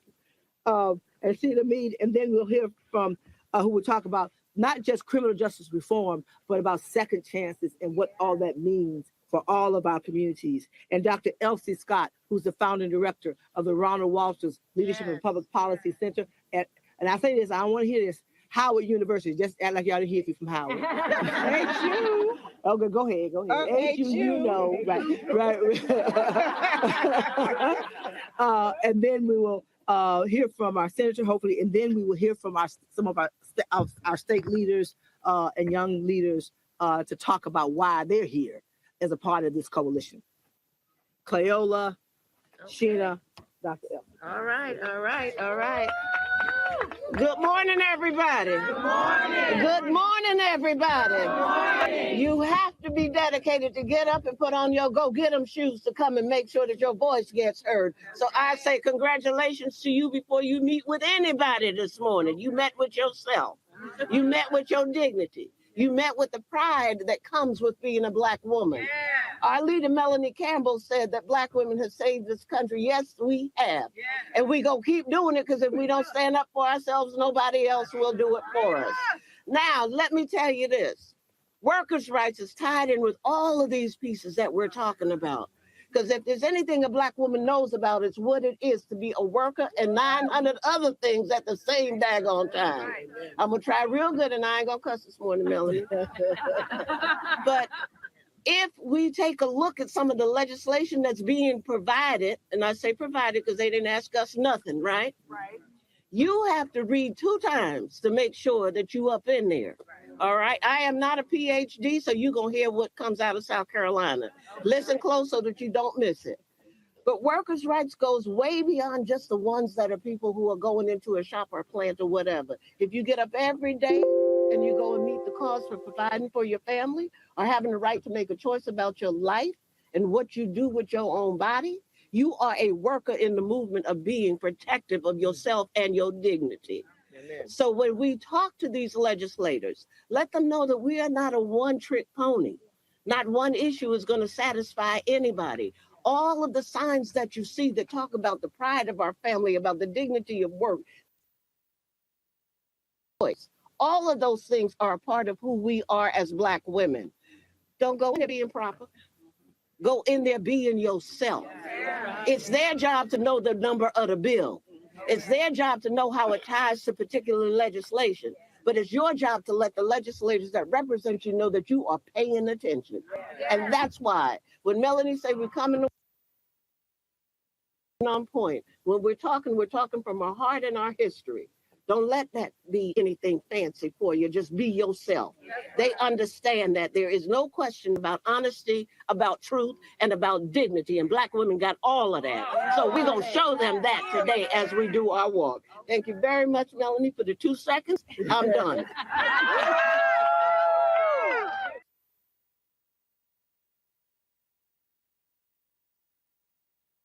Hatred on the streets, a horrific scene, a white nationalist rally that descended into deadly violence. White people are losing their damn minds. As an angry pro-Trump mob storms the U.S. Capitol, we've seen shooting. We're about to see the rise of what I call white minority resistance. We have seen white folks in this country who simply cannot tolerate Black folks voting. I think what we're seeing is the inevitable result of violent denial. This is part of American history. Every time that people of color have made progress, whether real or symbolic, there has been what Carol Anderson at Emory University calls white rage as a backlash. This is the rise of the Proud Boys and the Boogaloo Boys. America, there's going to be more of this. Here's all the Proud Boys, guys. This country is getting increasingly racist in its behaviors and its attitudes because of the fear of white people. The fear that they're taking our our jobs. They're taking our resources. They're taking our women. This is white fear.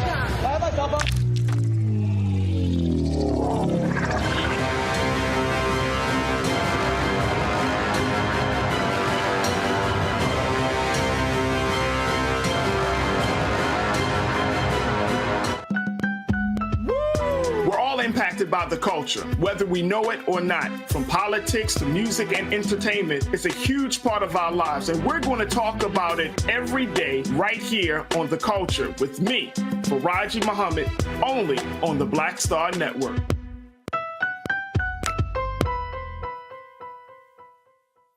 Yo, what's up? This your boy Ice Cube. What's up? I'm Lance Gross, and you're watching Roland Martin Unfiltered.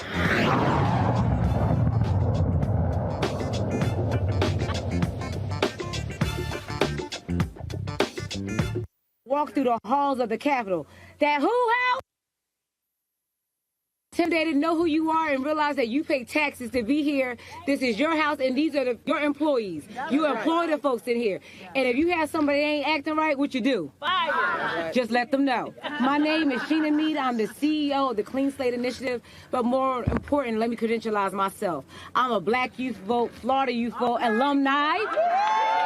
I'm a Black Women's Roundtable member. Yes. I'm a contributor to the organization, and I'm coming up here as a sponsor and a leader, and I'm here. And from the South, a girl from the South. And I want to thank Miss Melanie Campbell. The dirty. We gonna talk about how dirty it is when we get up in there. But I want to thank Miss Melanie Campbell for for what she always do for Black women and girls. And again, I'm a product of the investment, the seed that was planted. I'm the manifestation in the plant that was rooted, and I'm the bud today. So I'm not going to preach and do my 2 minutes like Ms. Cleola said. So I just want to say, one thing about Black Women's Roundtable, they always show us to show up for our community, to not leave a sister behind. But I want to give y'all some haunting stats that there are 18 million women nationwide who have a conviction or non-conviction on their record. And let me break that down for folks who like it broken down. That means someone's been arrested. How many people have someone in their family or their friends that they know, raise your hand, that has a criminal record, that has been impacted or incarcerated? 1 out of 3 Americans, 1 out of 2 children have a parent with a record. And when we say, we're about civic engagement, bringing people to the table, bringing people to the voting booth. But what happens when they shut out? How do we ask people to show up for our community when they can't show up for work because they can't get a job? When they can't show up for their children because they're not allowed to go to the school on a field trip? When they can't get a career because they're excluded from 44,000 occupations and certificates? We need to tell Congress to act today and pass Clean Slate and give a pathway for people to clear their records. Because we can't build back better if we're leaving people behind. Let me let you know, we can't build back better when we're leaving 70 to 100 million people behind. And so as you go up there today, we're asking people to share your stories in the field. Let people know that there are people that is behind that could not be here with us today because they're out there searching for a job. They're trying to figure out how they can show up for the community and their children because they have a record, and we're not going to leave them behind. Are we going to leave them sisters behind? No. Are we going to leave them brothers behind? No. So I'm asking y'all to show up and show out and talk about the Clean Slate Act and tell Congress that they need to create a pathway. Tell our administration when y'all go to the White House that we cannot build back better when we're leaving 70 million people behind. Thank you. Amen. Good morning, everybody. Good morning. I am Elsie Scott. I'm here with the Black Women's Roundtable, with the National Coalition on Black Civic Participation. And we are just happy that we have a good turnout of women today, a good turnout of young women today. And when you go to the Senate today, speak with your senators, and if some of you go on the House side and speak with the House staff, we need to emphasize that criminal justice reform is very important in the lives of Black people in this country. We have been brutalized by the criminal justice system. We have been the victims of poor policing. We've been the victims of aggressive policing. We've been the victim of over-incarceration. We've been the victim of sentencing acts that sent us to prison for longer times.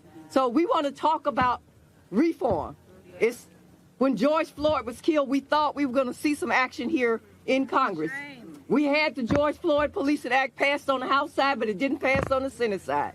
We got to continue to push for police reform. And I can speak about that because I have done both sides of the policing. I have served as a deputy commissioner for the New York City Police Department and tried to reform from the inside. But I've also been an activist on the outside trying to push for police reform. So policing is a local function, but the federal government has a lot of power in terms of bringing about change in police departments. We can't just let small 20-person police departments do what they want to do, not observe the proper laws, not train their police officers properly, not select people who don't have bad records, criminal records. So there are things at the federal level we can put in standards in order to force all police departments to clean up their act, to select people that should be policing us, to get rid of people who should not be on the police department in the first time. Amen. Because there's people that cannot be trained. We can talk about police training, but I used to run training programs. But there are some people who should not be in the police department in the first place. So no amount of training is going to stop them from brutalizing communities. So I'm not going to spend a lot of time, but I do have to mention, since we're talking about women, we have to talk about domestic violence, violence against women. We must look at how we can get the system to fight for women who are being brutalized. Because as we talked yesterday, is that many women now, they have given up on the system helping them with domestic violence. We are turning to our sisters as the first responders instead of police departments. But we have to get mental health services into our cities to help Black women who are being brutalized in their homes by their spouses, by their boyfriends. But this is one of the main areas that I want to leave you with. All right. Amen. Thank you, Elsie. She got receipts. Say receipts. You know, she's very humble about what she knows when it comes to public safety. Elsie, am I correct? Were you the executive director of NOBLE? Yes. You know, National Organization of Black Law Enforcement Execs. What you do in New York? Deputy Commissioner of Training. New York City. So she not just talking. She done walked it. Thank you, my sister. I heard that the senator is here. Is that correct? Not yet. But I do know Vince Evans was here from the Executive Director of Congressional Black Caucus. If he could walk up here. Where's he at? Come on, push your hand. No, Florida. You from Florida. Even more home training. Act like he don't know when grown folks say, come on. Right. He just ignoring me, y'all. Okay, we go. Thank you. Come on up here for us. Good morning, everybody. Listen, I learned a long time ago, you do what Melanie Campbell tells you to do. She told me to be here on behalf of the Congressional Black Caucus and our members who are obviously home in their districts today, the 58 members of the CBC. Let me publicly say first what we say privately to Melanie Campbell, which is thank you. I have seen these past couple of years here on Capitol Hill and in the White House, I've seen Melanie Campbell in rooms where there are cameras and rooms where there are no cameras. Melanie Campbell is the same in private as she is in public. She's a fierce fighter and a defender. So let's give her a round of applause. I want to thank the Black Women's Roundtable for your leadership. I will not repeat all the issues that you have heard, from police accountability and public safety to voting rights to equal pay for equal days pay for equal days work for women, women's health rights. These are all issues that the Black Women's Roundtable and the Congressional Black Caucus are fighting for. We're proud to be a partner with you, Melanie, in the Black Women's agenda. I will leave on this note. Anna Julia Cooper said, when and where the Black woman enters, in the quiet, undisputed dignity of her womanhood. When and where the Black woman enters in the quiet, undisputed dignity of her womanhood, without suffrage and without patronage, there enters the entire Negro race. Black people don't enter without Black women. Thank you so much.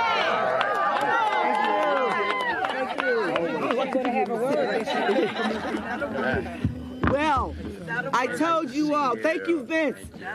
We are so delighted and want to first thank Senator Van Hollen from the great state of Maryland, who is hosting us today. Senator, you have Maryland in the house. Where's Rodney Whitty? So Maryland is in the house. Our summit is being hosted at the Gaylord. Yes, We're indeed. spending money in the state of Maryland. Excellent. All right, Melanie. Thank you. But Senator, so thank you he is our host. So thank our host. I do want to just read, if you don't mind. I do want them to know. Okay, Senator Chris Van Hollen is elected to the United States Senate by the people of Maryland in November 2016. Senator Van Hollen is committed to fighting for fighting every day to ensure that our state and our country live up to their full promise of equal rights, equal justice, and equal opportunity. So repeat after me. I say equal rights, equal justice, and equal opportunity. Technology is wonderful when it works, right? Senator Van Hollen believes that every child, say every child, deserves the opportunity to pursue their dreams and benefit from a quality education. And that everyone willing to work hard should be able to find a good job. And you don't have to repeat, I'm just going to say this last thing. That's why his top priorities include creating more and better jobs, strengthening small businesses, and increasing educational and job training opportunities for individuals of all ages in every community. Senator Van Hollen, tell us what you want us to know. Thank you, Melanie. It's great to be here with you. It's great to be here with the Black Women's Roundtable and with the National Coalition on Black Civic Participation. Thank all of you, and it is an honor to team up with the CBC. Thank you all for your leadership and to host this gathering today here in the United States Senate. I just wanted to come to thank you, to thank the coalition, to thank the Roundtable for all the work that you've done over so many years, I think 12 years now, in terms of advocating to make sure that our country does live up to the promise of equal rights and equal justice and equal opportunity, and to make sure that we have an equitable society where everybody gets a fair chance, and that we also make sure that everybody has that opportunity to have a good job and a good paycheck. And when it comes to women, we have to deal with the equal pay for equal work issue. I want to thank all of you, because Black women have been at the forefront of the fight in our country for justice and liberty since the earliest days of our country. I just came from my office in the Capitol, and on my wall there hangs the portrait of a great Marylander and a great American, Harriet Tubman. And we are fighting to make sure that Harriet Tubman has her rightful place on the $20 bill. And we in Maryland are working very hard to get a statue of Harriet Tubman in the United States Capitol. So I want to thank all of you for carrying the torch that has been carried from Harriet Tubman to so many other Black women over the years, because you, when it comes to casting your votes and calling for change, you are the ones who have moved our country forward.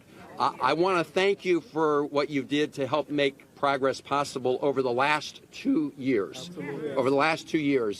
And we did a lot together, including ensuring that we have the first Black woman on the Supreme Court of the United States.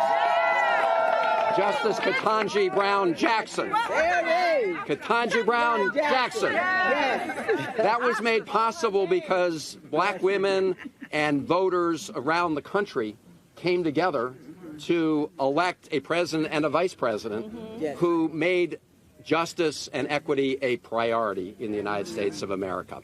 And that, of course, gets to the fundamental issue of voting rights. Because what we know is that as we gather here, there are state legislatures around the country that have already enacted and are in the process of enacting laws to erect barriers to make it harder for people to vote, especially to make it harder for people of color and younger people to cast their ballots, which is why we need, as you have called for, a national law to protect the right to vote across the country. That is the John Lewis Voting Rights Act and the Freedom to Vote Act, because we shouldn't have different standards. The standards should be everybody, every citizen should be able to have access to the ballot box without having to jump over a lot of hoops or stand in long, long lines that are specifically designed to make people get tired of voting. Now, black women have never gotten tired of voting, but there's no reason that people should have to jump over extra hoops to exercise their right to vote in the United States of America. And we have to deal with issues of public safety. We need to get these weapons of war, these semi-automatic assault weapons, off our streets and have common sense gun safety laws. And we need to make sure that we have criminal justice reform and end the national scandal of mass incarceration in the United States of America, and have constitutional policing and pass things like the George Floyd Justice and Policing Act. So we have a lot of work to do, including on the education front, including on the health care front. And I just want to end with this. We made progress in the last 2 years. We've helped lower the cost of prescription drugs for people on Medicare, including insulin. But we have a lot of work to do that across the country. And, of course, deal with women's maternal health, especially black women's maternal health. And so we look forward to working with you to make sure that we have an equitable health system, equitable education system. And, of course, in terms of speaking of the Supreme Court, there's the good news from the court, Justice Jackson. There was the bad news, of course, from the court, which was overturning Roe v. Wade. And as we speak, we also know Texas and other states are making it harder for women to exercise their reproductive freedom and reproductive rights. So whether it's health care, education, public safety, all these issues, we have made progress in the last 2 years, but we got a long way still to go. So I want to thank all of you, because you are the engine, you're the fuel that helps move this country forward. And I'm grateful for all you do and look forward to continue to work with you in Maryland and around the country for years to come. And for all of you who aren't from Maryland, come on over. We'd love to have you in Maryland. Take care and God bless you. Thank you, Senator. Maryland is in the, what are Maryland people? Come on up, Maryland, so we can get it. All right, Maryland. Come on over. Where's Robin? Did she step away? Come on, Robin. In Maryland, we're very proud of our new governor, Governor Wes Moore. Okay. And then while we're coming up, I did want to make sure any Marylanders that come up want to get a photo with him before he leaves. But what I want to also let you know, and I forgot to say this, our honorary chair is someone I know you know pretty well, and that's Prince George's County Executive, Angela Alsterbrooks. Right, is our honorary chair, and we've been over there for 2 years. Angela Alsterbrooks is an amazing county executive. Worked very closely with her. In fact, I just got a note from her this morning. She's good. So she's doing a great job. All right. Thank you. But can we give our senator, right, a round of applause? Thank you so very much again for hosting us. And I think folks are coming to see you. And I will say, anyone from the District of Columbia, we need statehood for the District of Columbia. We need democracy and self-determination for the people of the District of Columbia. All right. Thank you very much. Thank you so very much. All right. Yeah. Take the hill. We'll see you in the office. And then y'all can go take a picture. Yeah. Y'all can go take a picture with her. Yeah. Okay. Thank you again, Senator Van Hollen. And so we're going to have some quick remarks. Because we want to make sure that folks don't miss their appointments. We're doing good on time. Say we're doing good on time. So this next wave of folks, there's quite a few, because we want, when the state leaders come up, make sure you bring your Black You Vote coordinator if you have one with you, so that you all can share in your comments. But we're going to start with some of our policy leads with the coalition. Jocelyn Tate, who's our senior policy advisor, tech policy advisor, and all things policy advisor, quite frankly, who has an exemplary record around issues around technology and tech policy and how that impacts. We talk about equity and opportunity. She in there fighting the fight and represents us on the FCC Advisory Council. Am I correct, Jocelyn? Jocelyn Tate will come up to talk about our priority issue around privacy. Following Jocelyn, you will hear from Carol Joyner, who is with Family Values Action. Did I say that right? Executive Director for Family Values Action, who is our sister and partner. All are members of Black Women's Roundtable as well, who will focus on economic security, specifically issues around paid family leave, and also weigh in a little bit on equal pay and how important that is. Following her, you will hear from Cassandra Welchin, who leads the Mississippi Coalition on Black Civic Participation. Mississippi Black Women's Roundtable, has been a fighter in the state of Mississippi around issues around economic justice and opportunity for Black women and our children, deal with issues of child care and many, many other things. She will focus on reproductive rights and equal rights. Following her, Helen Butler, voting rights, and I think you have Mary Pat Hector with you as well, and then Honorable Sheila Tyson, who will focus on from the great state of Alabama, who leads Black Women's Roundtable in Alabama. Helen Butler, I forgot to say her title, Executive Director, Georgia Coalition for the People's Agenda, and Georgia Black Women's Roundtable, and the Georgia folks could come up at that time. So if you're here, when we call your state, y'all come up and y'all do that together, and then we have other states that we'll call on accordingly after that.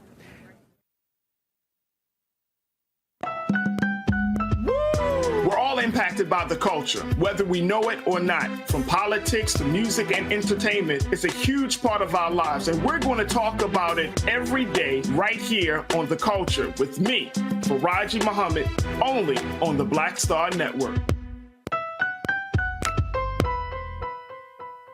Hey, I'm Donnie Simpson. What's up? I'm Lance Gross, and you're watching Roland Martin Unfiltered.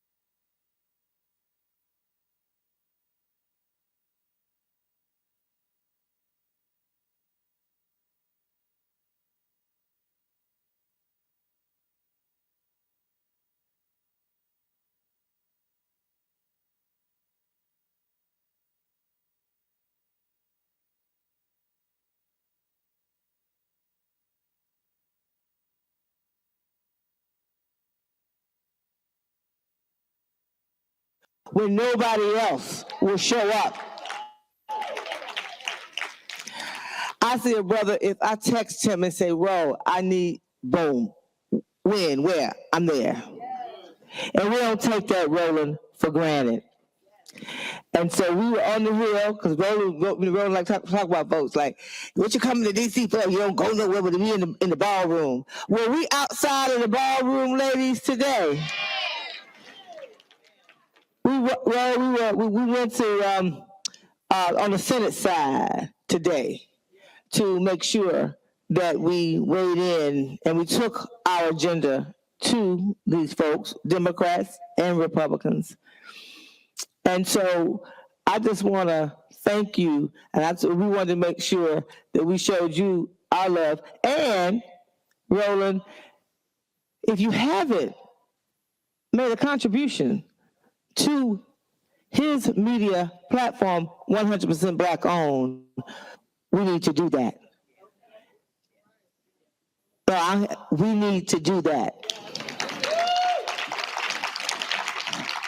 If it ain't but $10, do that.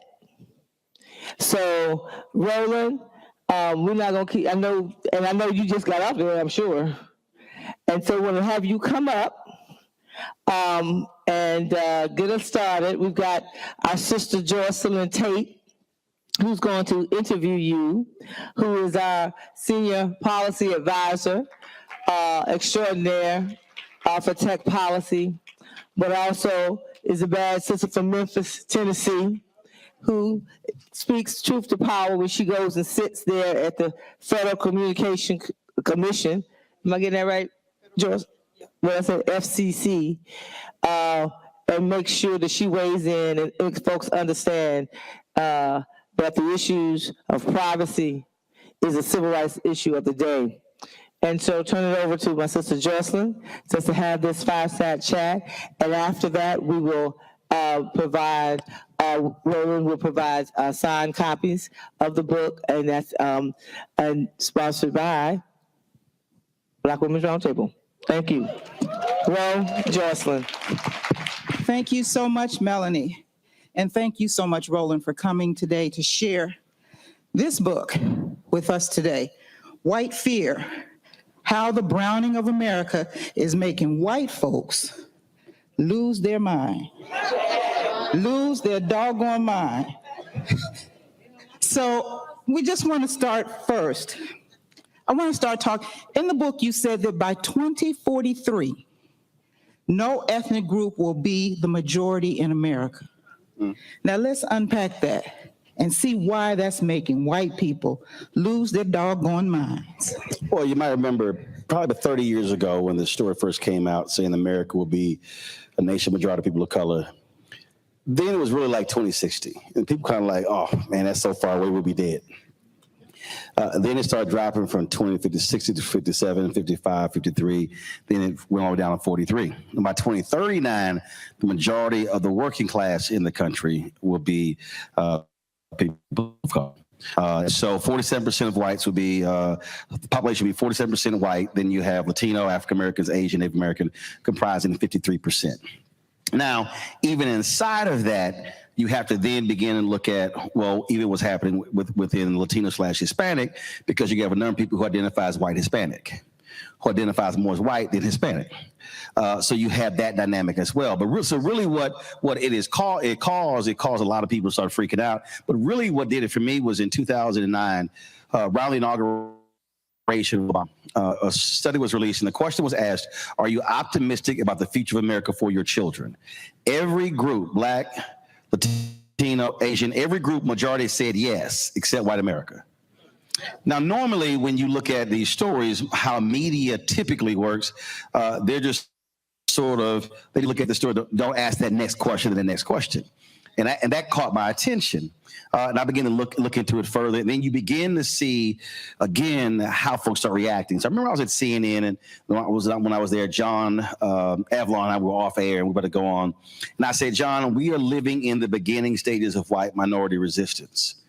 And he's like, what are you talking about? I said, white folks are about, this thing is about to get real. Even the majority, you're about to see the tension because they cannot handle this demographic shift. And then I think it was on the Time or Newsweek did a story that showed that the average death rate in about 10 states was higher than the average white birth rate. So that meant there were more white folks who were dying than they were being born. So then when you start looking at how aggressive folks got over the issue of immigration, then you start talking about great replacement theory. Then you begin to see all of these attacks on DEI and multiculturalism and critical race theory. Anything dealing with Black folks and others advancing, you see what's happening. The reason I chose that picture for the cover, which is from January 6th, so the picture is of a white man with his arms outstretched in front of the Capitol, where for me, that picture says, all of this is ours. Because you got to remember, when Donald Trump was complaining about losing, he kept mentioning 4 cities. Exactly. Atlanta, Philadelphia, Detroit, Milwaukee. Mm-hmm. Those are Black cities. Mm-hmm. So the anger was at Black folks. They were pissed off at losing Georgia because Black folks turned out in massive numbers. So when you start breaking all of these, and it's very interesting. I've had black hosts of mainstream shows call me and say, I would love to have you on my show, but my white producers don't like your book title. Mm-hmm. And I said, well, you know, I talked about those very people in the book. So the reason mainstream media, white media, can't deal with white fear is because they're white. They don't want to confront the exact same situation. And so you have white executives, you got largely white producers who are controlling the information flow. Which is why, matter of fact, just a side note, today is the 196th anniversary of the founding of the nation's first black newspaper, Freedom's Journal, March 16th, 1827, which they said in their third paragraph, we wish to plead our own cause, too long have others spoken for us. So this is a perfect example of why you have to have black-owned media, because even white media does not want to confront this. That's why in 2016, they kept talking about economic anxiety. And that was always the dumbest thing to me, because I was kind of like, well, if you look at numbers, black folks are broker than anybody else. So hell, we should be the most, have the most anxiety about the economy. Mm-hmm. But they kept focusing on that. And really what that was about was all of these white folks were, I'll never forget, that was a story. And this white guy was complaining that he wished they could go back to the days of when he could just call his boss to get his son hired. And I was laughing at the story because what angers them is that they now have to compete. Exactly. And so when you start looking at that, academics and everything else, that's really what's been pissing them off, that they now have to compete. The nation that they used to control, they now can't control it the same way. And that's the underpinning of so many different things, and media does not want to get at the heart of it. And I've literally been discussing this since 2009. And so, and in predicting what's about to happen, so all this anti-CRT stuff, the tax on DEI, saw it all coming, and too many of us were actually falling asleep without realizing that they are trying to solidify power for the next 50 to 100 years. And so let me put this, understand, remember, there was a 35-year-old white woman that Trump and McConnell appointed as a federal judge. She was 11 years removed from law school. Okay, had no business being a federal judge. Mm-hmm. If she retired at the same age or past that woman will be on the federal bench until the 2069. 2069. And so that's why when I'm trying to explain to our folk why you can't act like Judge Ketanji Brown Jackson is no big deal to the Supreme Court, and the federal judges, the black federal judges that Biden has been appointing with the Senate Democrats is no big deal, because these white conservatives are looking at how can we control every level of power for the next 50 to 100 years, which means that when you get to 2043, they might, yeah, y'all got numerical numbers, but we still have power. And my fear is that we will be like South Africa. We will have the political power, but they will still control the economic power, the judicial power, and still control the country. So you unpack that a little bit about the judiciary. Because talk about how Mitch McConnell was holding up, you said in the book. Oh, absolutely. Holding up everything so he could get 100. Gorsuch, Neil Gorsuch. All of the conservative white judges on the bench. And they were real clear. He gave an interview with Sean Hannity where they said, we are going after young judges. The judges were 35 to 45. Mm-hmm. If you were 55, 60, you didn't have a shot, because they wanted folks who would be there at least 30, 40 years. Mm-hmm. And see, this is where Democrats, progressives, and black folks were completely asleep at the wheel, not just on the federal level, but you take the state level. I was just, literally I just walked off the air. And in 2020, there was an increase of 4% of black voters in North Carolina, from 64 to 68% from 2016 to 2020. Okay, now that's great. But if you go back to 2008, look at how black turnout was. The reason Obama wins North Carolina by 14,100 votes, because you had massive black turnout. Of course, they then put in place massive voter suppression, voter ID to bring the number down. You had Moral Mondays, repairs of the breach, Poor People's Campaign fighting to bring it back. But here's what happened in 2018. Sherrod Beasley loses by 400 votes on the North Carolina Supreme Court. She was Chief Justice. Now, you might remember, Democrats took over the Supreme Court. That's how they ruled against racial gerrymandering, against voter ID, and which fought a lot of that back. She loses by 400 votes. Had she won, Democrats would have a 6-1 advantage of the state Supreme Court. It went down 4-3. 2022, they just lost one of those seats. Republicans now control the state Supreme Court 4-3. What did they just do? The courts issued a ruling in two cases, a gerrymandering case and a voter ID case 6 months ago when there was a Democratic majority. Now that they took control in January, they're going to rehear those cases. So now you're talking about, because again, they understand that with three branches of government, legislative, executive, and judicial has the final say so. Mm-hmm. So while folk have been sitting here worrying about who's going to be in the White House, who's going to be in the Senate and the Congress, they've understood if we control the courts, it matters. That's why that special election in a few weeks in Wisconsin is so important, because if the white woman who's running wins, that court flips. Now that court flips, they now can rule against gerrymandering. Now that completely changes the makeup of the courts in Wisconsin. And so we have to understand they have been plotting this because they've been pissed off since Brown was Board of Education. They were angry with the appeals court in the Fifth Circuit, who was really making all the different rules coming through the civil rights movement. So that's really what the Creation of Federalist Society is. And so they are sitting here playing a long game. Folks were talking about, oh man, even Biden was saying that things are gonna get back to normal when Trump. I'm like, no, player, things are not getting back to normal when Trump is out. The Republican Party of Trump is the Republican Party. And so what we have to understand is we are simply not even maximizing our numbers. There was a massive drop-off in South Carolina in the last election of black voters. Mm-hmm. You look, Warnock only won by 95,000 votes.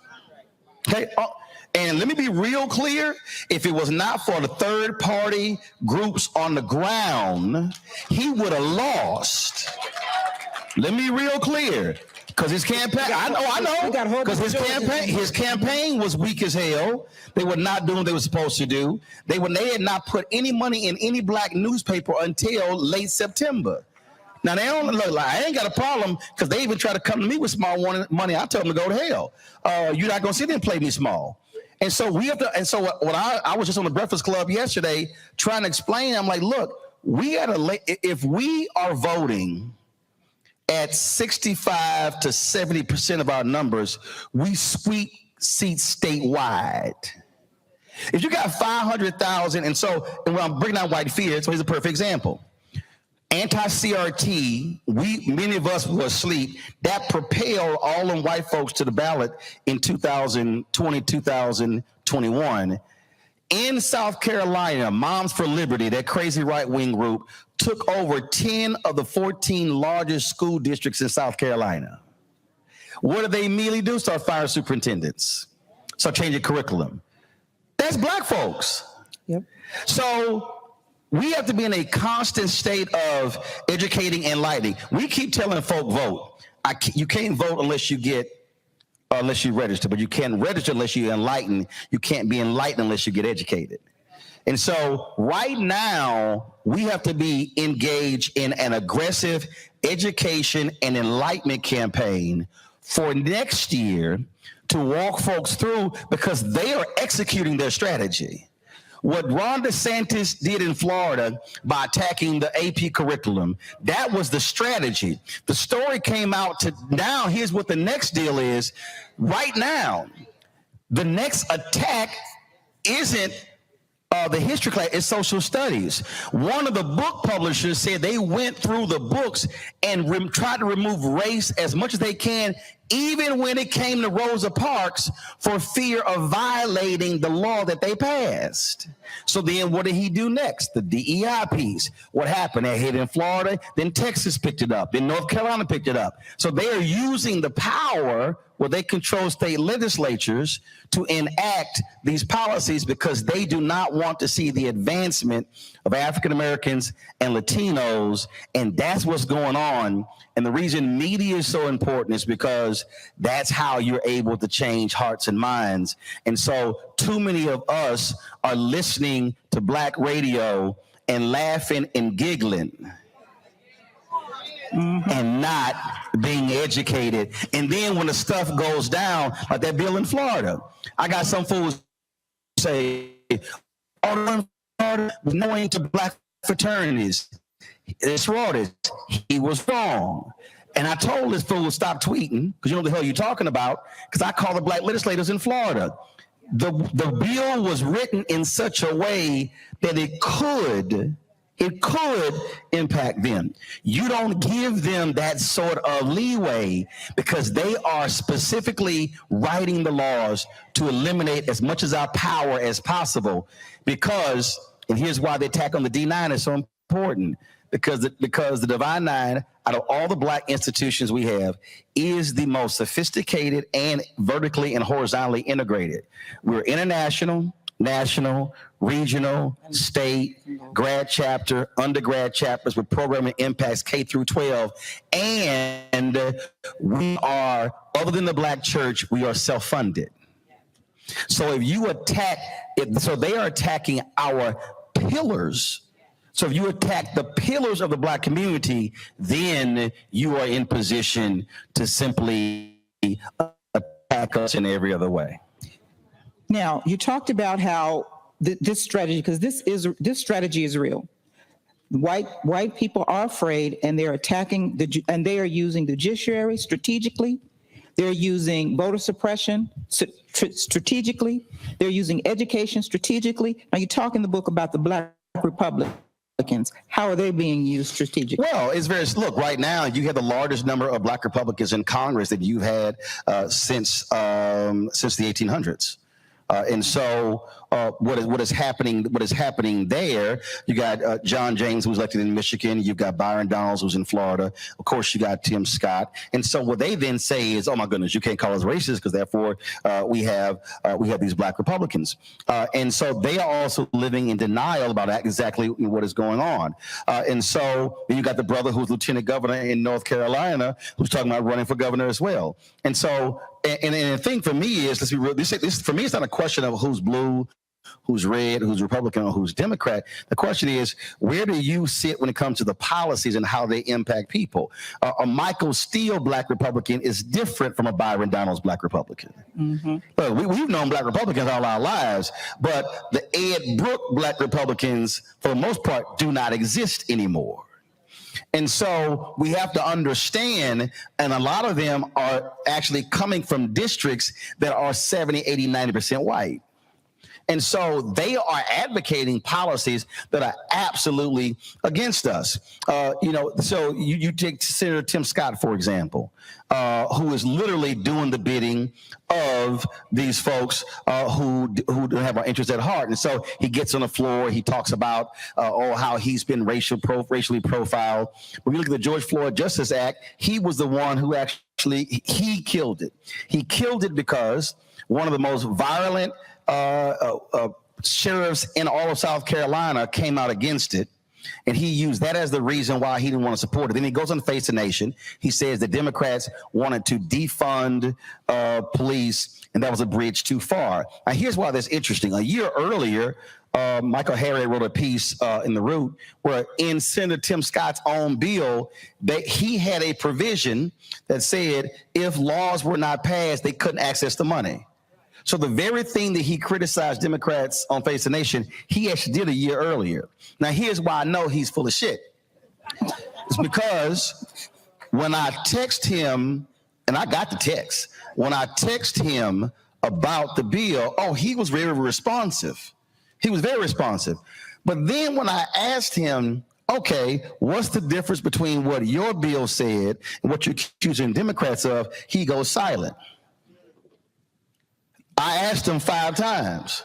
I asked his staff. Nobody wants to respond. And so he wants to stand out here and dance around and talk about, oh, how the bill died. No, bro, we know exactly what happened here, because they don't want to deal with police brutality. They don't want. And the crazy thing is, 2 of the police unions actually came out and said that what he said was wrong. They said, no, the 2 of the unions said, we have not heard any Democrats say defund the police in the negotiations. But he wants to run for president. Mm-hmm. And so he killed the George Floyd Justice Act to help his run for president. That's exactly what he did. And so we just have to understand what is at play here, and again, how these pieces are going. And I'm going to throw something else out there right now that, again, many of us ain't paying no attention to. You want to talk about white fear? Where are most of our HBCUs? They're in the South. Mm-hmm. Most of them are state institutions. When you have all of these anti-DEI policies, those policies impact all state schools, including the HBCUs. Look what happened in Tennessee.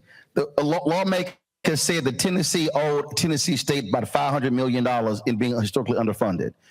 When Tennessee State went to the legislature and asked for $250 million, then they said, let's do an audit. Then all of a sudden, oh, we have issues with the leadership, all kind of different stuff, only when they start asking for more money. Ruth Simmons, who just resigned as president of Prairie A&M, criticized the Texas A&M Board of Regents, same thing. And if you read her letter, we broke it down on my show, she basically was saying, alumni, students, faculty, y'all had better fight and take control of your school. So we have to understand, by them having a grip on state legislatures, they literally they are in control of most of our HBCUs. And so they already go out to Tennessee State. Watch, that's going to be the next frontier. They are going to then begin to exert control over HBCUs. So here we are shouting HBCUs, talking about football and basketball and bands, and they are going to be controlling the very places where we're graduating most of our professional class. If we don't understand the battle that's literally in front of us, we're going to get caught flat-footed, and that's why we have to be thinking multidimensional. That's why, when I've said this, and I don't care, I've said to black folks, do not send a dime to the Democratic National Committee or to any, let me be real clear, to any political campaign. Send that money to black organizations that are on the ground. Here's why. Mandela Barnes, and I don't care what he says, Mandela Barnes would be the United States Senator from Wisconsin right now if he had not listened to those white consultants and ignored Milwaukee. There was a 50,000 voter drop-off in Milwaukee last year from 2018. He lost by 26,000 votes. He from Milwaukee. I had Milwaukee consultants who said they had no contact with the Barnes campaign because the white consultants were like, yo, we got that. They put no money in Milwaukee. That's how he lost. Sherry Beasley lost North Carolina because she listened to white consultants who told her to run from black people. How does the black female vice president come to North Carolina and you don't show up where she's at? How are you black running for the United States Senate and you have no campaigns on HBCU campuses? And they can't say black folks are not trying to come in because I got the text where I was texting directly, when do you want me to come in with my show? They never called. Mm-hmm. So what I'm saying is we have to understand next year, let's just be real clear. We know what they're not going to spend money on. So black folks should right now be saying we must be funding our institutions that are in the states, and because they are going to be driving voter turnout, and we know for a fact they will be putting that money on the ground in black radio, in black newspapers, in black media, on the ground game to get our folks out. Because for me, and Charlamagne asked me the question yesterday on the Breakfast Club, He said, well, shouldn't Democrats be doing that? I said, I'm not going to wait on a party or a candidate to turn our people out when the policies have a direct impact on us. And all of these things, trust me, because this would have happened for Youngkin. Terry McCullough was an awful candidate. He shouldn't have run. Okay, he should not have run. But here's the deal. He didn't lose votes. White turnout was actually higher. They were simply more energized. And so we have to be fixated on taking our numbers up 5, 10, 20, 25%. If you look at Florida, Broward and Miami-Dade, awful numbers. I had Nikki Frieda and I was like, yo, what you gonna do about those black numbers? You cannot win Florida if your numbers in Broward County and Miami-Dade are under 60%. You DOA. And so this is a numbers game. And I'm going to say one thing, because you said something earlier, and most of us, again, are not looking at the data. When you mentioned voter suppression, Terrence Woodbury, we had him on before the election, and he said, we have to stop using voter suppression. I said, Terrence, why? Because all of his focus groups and his polling data, he said, when young voters hear the phrase voter suppression, they immediately think the 1960s. Mm-hmm. He said, we use it as a catch-all. He said, but those same voters, if you say they closing your polling locations, mm-hmm. they're changing the hours and they're getting rid of ballot drop boxes, that resonates more with them than voter suppression, okay. because you're explaining it. Okay. Then what he also said is, he said the numbers don't lie. When black voters are told your votes will make the difference, they are more likely to vote than just saying you have to vote. So the language that we use, we have to change the language in communicating with our folk to get them to understand why they must turn out. Because next year, trust me, the right, Axios did a story. They have a working group as we speak, laying out a plan of action where they looked at everything Trump did and they said, this is how we're going to do it next time. And they literally plan to fire several thousand government bureaucrats, workers, folks who of course, remember, we disproportionate government workers. Right. They are looking to fire them because they say, this is where we messed up last time. We're not going to mess up this time. So allowing them to get anywhere near the Oval Office will be absolutely catastrophic to black people. Now, you mentioned in the book so we do a lot of voter work. Voter mobilization. So it's very good that you said, that you told us about, we need to change the term. We can't use voter suppression. That's not resonating. Yeah, so it's in his data. He's in the data. So this is what we've got to do as we get ready to do our voter mobilization work. We can't use terms like voter suppression. We've got to, so we'll be looking at that because these women are on the ground in the states. So we need to do what resonates with our communities. Now, let me go to another point when you're talking about the upcoming election. You said in the book, too, you cannot separate Trump from the Republican Party. That was the stupidest thing Hillary Clinton did. That was the stupidest thing.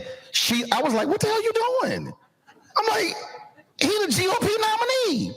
Because see, and Biden did the exact same thing when he kept saying that he thought everything was going to return back to normal. I was like, what are you doing? I'm like, bro, that's the party.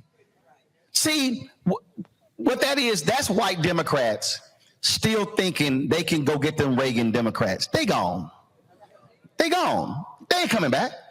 Then you have, again, this is what's crazy to me with the language that they use, because they still have this fallacy that, if we could just connect with them, we can bring them back. You're going to have to spend so much time and money trying to get them when you can actually spend less money and less time going after folk who are more likely to vote for you, who you simply haven't touched. They don't lie. And so what has to happen right now, and again, this is where how our mobilization has to operate differently. Yes, there are 501c3 organizations that are nonpartisan. But here's what has to happen. We have to have individuals and organizations who right now are putting massive pressure on all levels of Democrat Party and progressive politics to say, where's our money? Right now, listen to me, not May 2024, right now. Biden campaign in 2016 was, oh my God, we have a $6 million expenditure of the $280 million they spent. There was $6 million expenditure for Black targeted, Black owned media. That was, they were touting largest in history. And I was like, y'all think I'm excited about 6 and you spending 280? And so, and see, and here's the other thing, don't get caught into the trap. Because folks say, what Jamie doing? First of all, the parties have changed. There's so much money flowing in, the DNC actually has the least amount of money. So you have the DNC, DCCC, DSCC, DLC, Democratic Government Association, but then you have all these progressive PACs. These progressive PACs ain't spending the money with us. So we need to be saying to progressive PACs, to Emily's list, oh, and here too, right now, that we absolutely must be calling out to the carpet.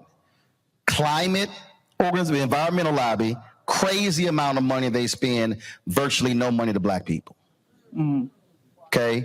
I called him out last year, then all of a sudden my phone started ringing because when Mustafa Santiago Ali said, you know he gonna keep hitting y'all. Y'all might want to call him. And so we're gonna be doing something soon. But the other thing is all of the pro-choice groups. Now they keep using us in all their ads. But if you follow the money, that money ain't being spent with us. And so we have to right now be calling folks out on the money, because what they're going to want us to do is they're going to want us to act as political sharecroppers to do all of that work, till the soil, and go pick the same cotton, but then you ain't trying to pay. No, and let me be real clear.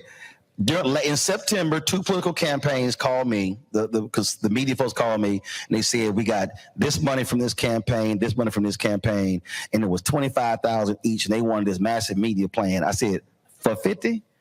I'm telling y'all straight up, this is no lie. I'm giving y'all a quote. This is exactly what I said. They talked to my salespeople who called me, and I said, is that what they told you? And I said, got it. I then put a text together, and I sent this to both of the campaigns, and I sent this to Clyburn, Beatty, Meeks, Jeffries, and about 8 others. I literally said, fuck that. I will keep my Black ass at home. Good luck in your campaign. Now, why did I do that? One, you playing me small.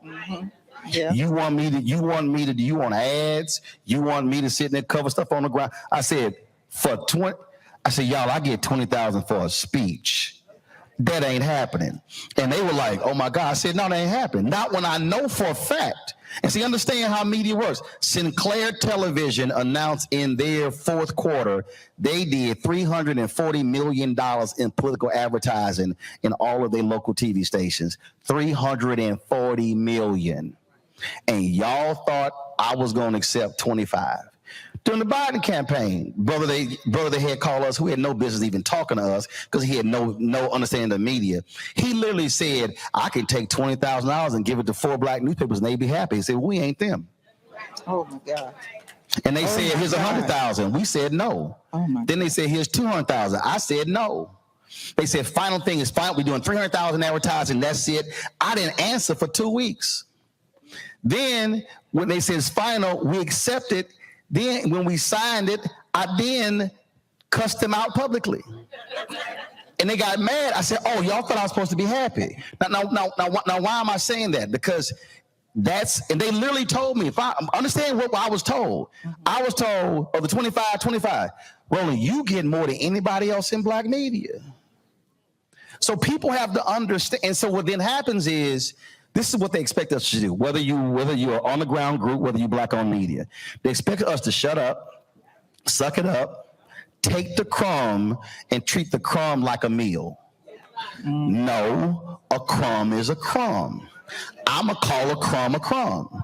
And so we have to say this stuff in real time. So I've been putting everybody on notice. Everybody. White House playing games when it comes to getting interviews and getting FaceTime with the president. I was like, cool. Well, I know who y'all gonna need next year. Right.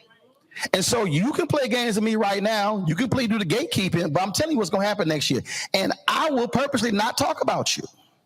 See, we have to learn, and that's what I'm saying now. We have to be making a level of demands now.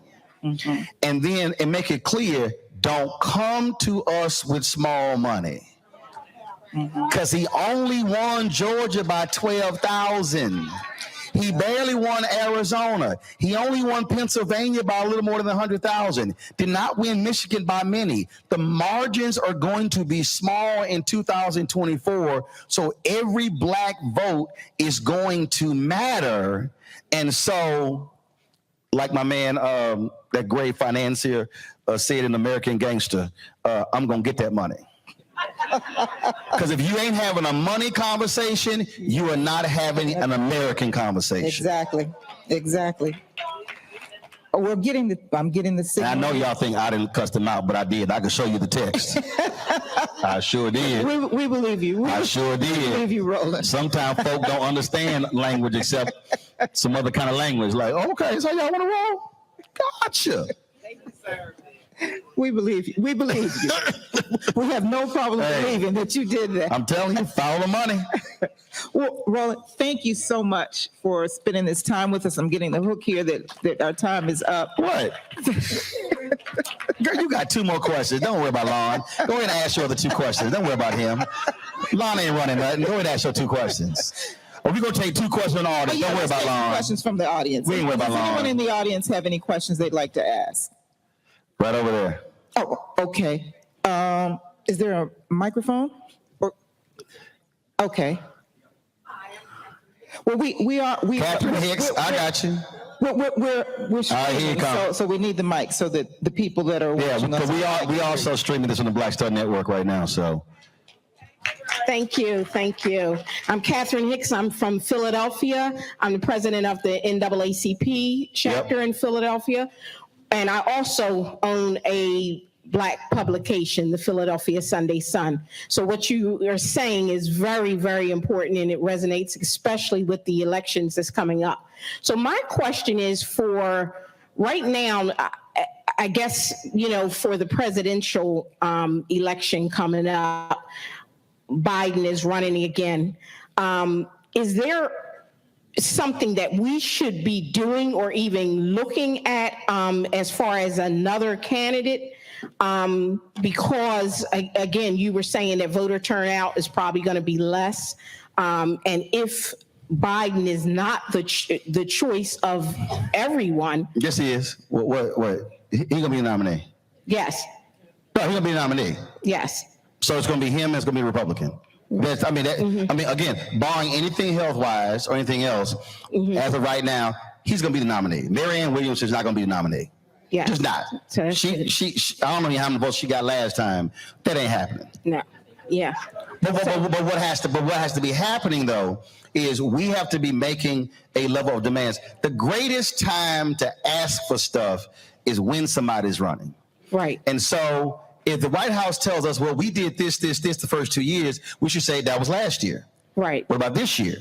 So that was my That's where we have to be right now. Yes. And get me clear, everybody does that.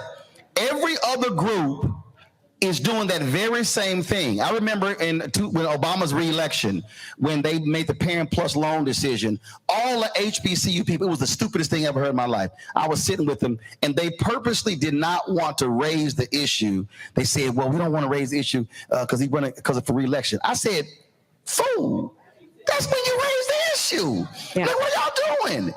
And then when election was over, they were mad because they didn't get what they wanted. I'm like, because y'all didn't say nothing. So what should be happening right now, we should be, whatever our agenda is, whatever individual groups should be applying that pressure to him, to the White House, to Democrats in the Senate, and to them in the House as well, because the reality is they are going to all be, everyone in the House is running again in 2024. Yes. You're going to have Senate races up in 24 as well. And so the political game is not you wait till it's over. Now, there are people out there who yell, all these fools yells tangible. Then they say, if I don't get this, I don't get the vote. First of all, you can't get jack. First of all, they can make a promise, but they can't do jack unless they get elected. So if you don't vote, fool, you can't get your tangible. Absolutely. But the problem for many of us is we say nothing after the fact. So that's what's also going on. When the election is over, a lot of us check out. As opposed to say, no, that's where you got to stay checked in. Yeah. And so that's why this group is important. The mobilization is important because too many of our groups are waiting after the fact, and then we waiting for something to blow up, then go, oh, let's show up. I have been saying for years all across the country, you take the D9 for an example. At the Divine Nine, and I talked to the AKs, Eastern Regional, just a couple of weeks ago. I said this to the Alphas, to the Deltas, to all of them. In every city, each fraternity and sorority should say, okay, this month, y'all going to the city council meeting, y'all going to the school board meeting, y'all going to the county commissioners meeting. Then you rotate the next month. First of all, it's 9 of them. Each one of those entities are only meeting 10, 11 times a year, so you're probably only going to go there 1 or twice. But what has to happen is we have to be using our organizational power to be able to change the problem that we have. And let me be clear, you belong to many organizations. The fundamental problem that we have is on the political issues that we face, all too often, collectively, alphas, AKs, deltas, omegas, sigmas, iotas, zetas, kappas, everybody, and Eastern Star, and Prince Hall Mason, and Links, and many church organizations are quiet. This is what Dr. King said in Where Do We Go From Here, Chaos or Community? He said there are 4 institutions that are prime positioned to liberate Black America. He said the Negro Church, the Negro Press, Negro fraternities and sororities, and Negro professional organizations. That's what he wrote in Where Do We Go From Here. Now, this is also in how he unpacked that. He said, and I quote this all the time so I can pretty much do it without reading it.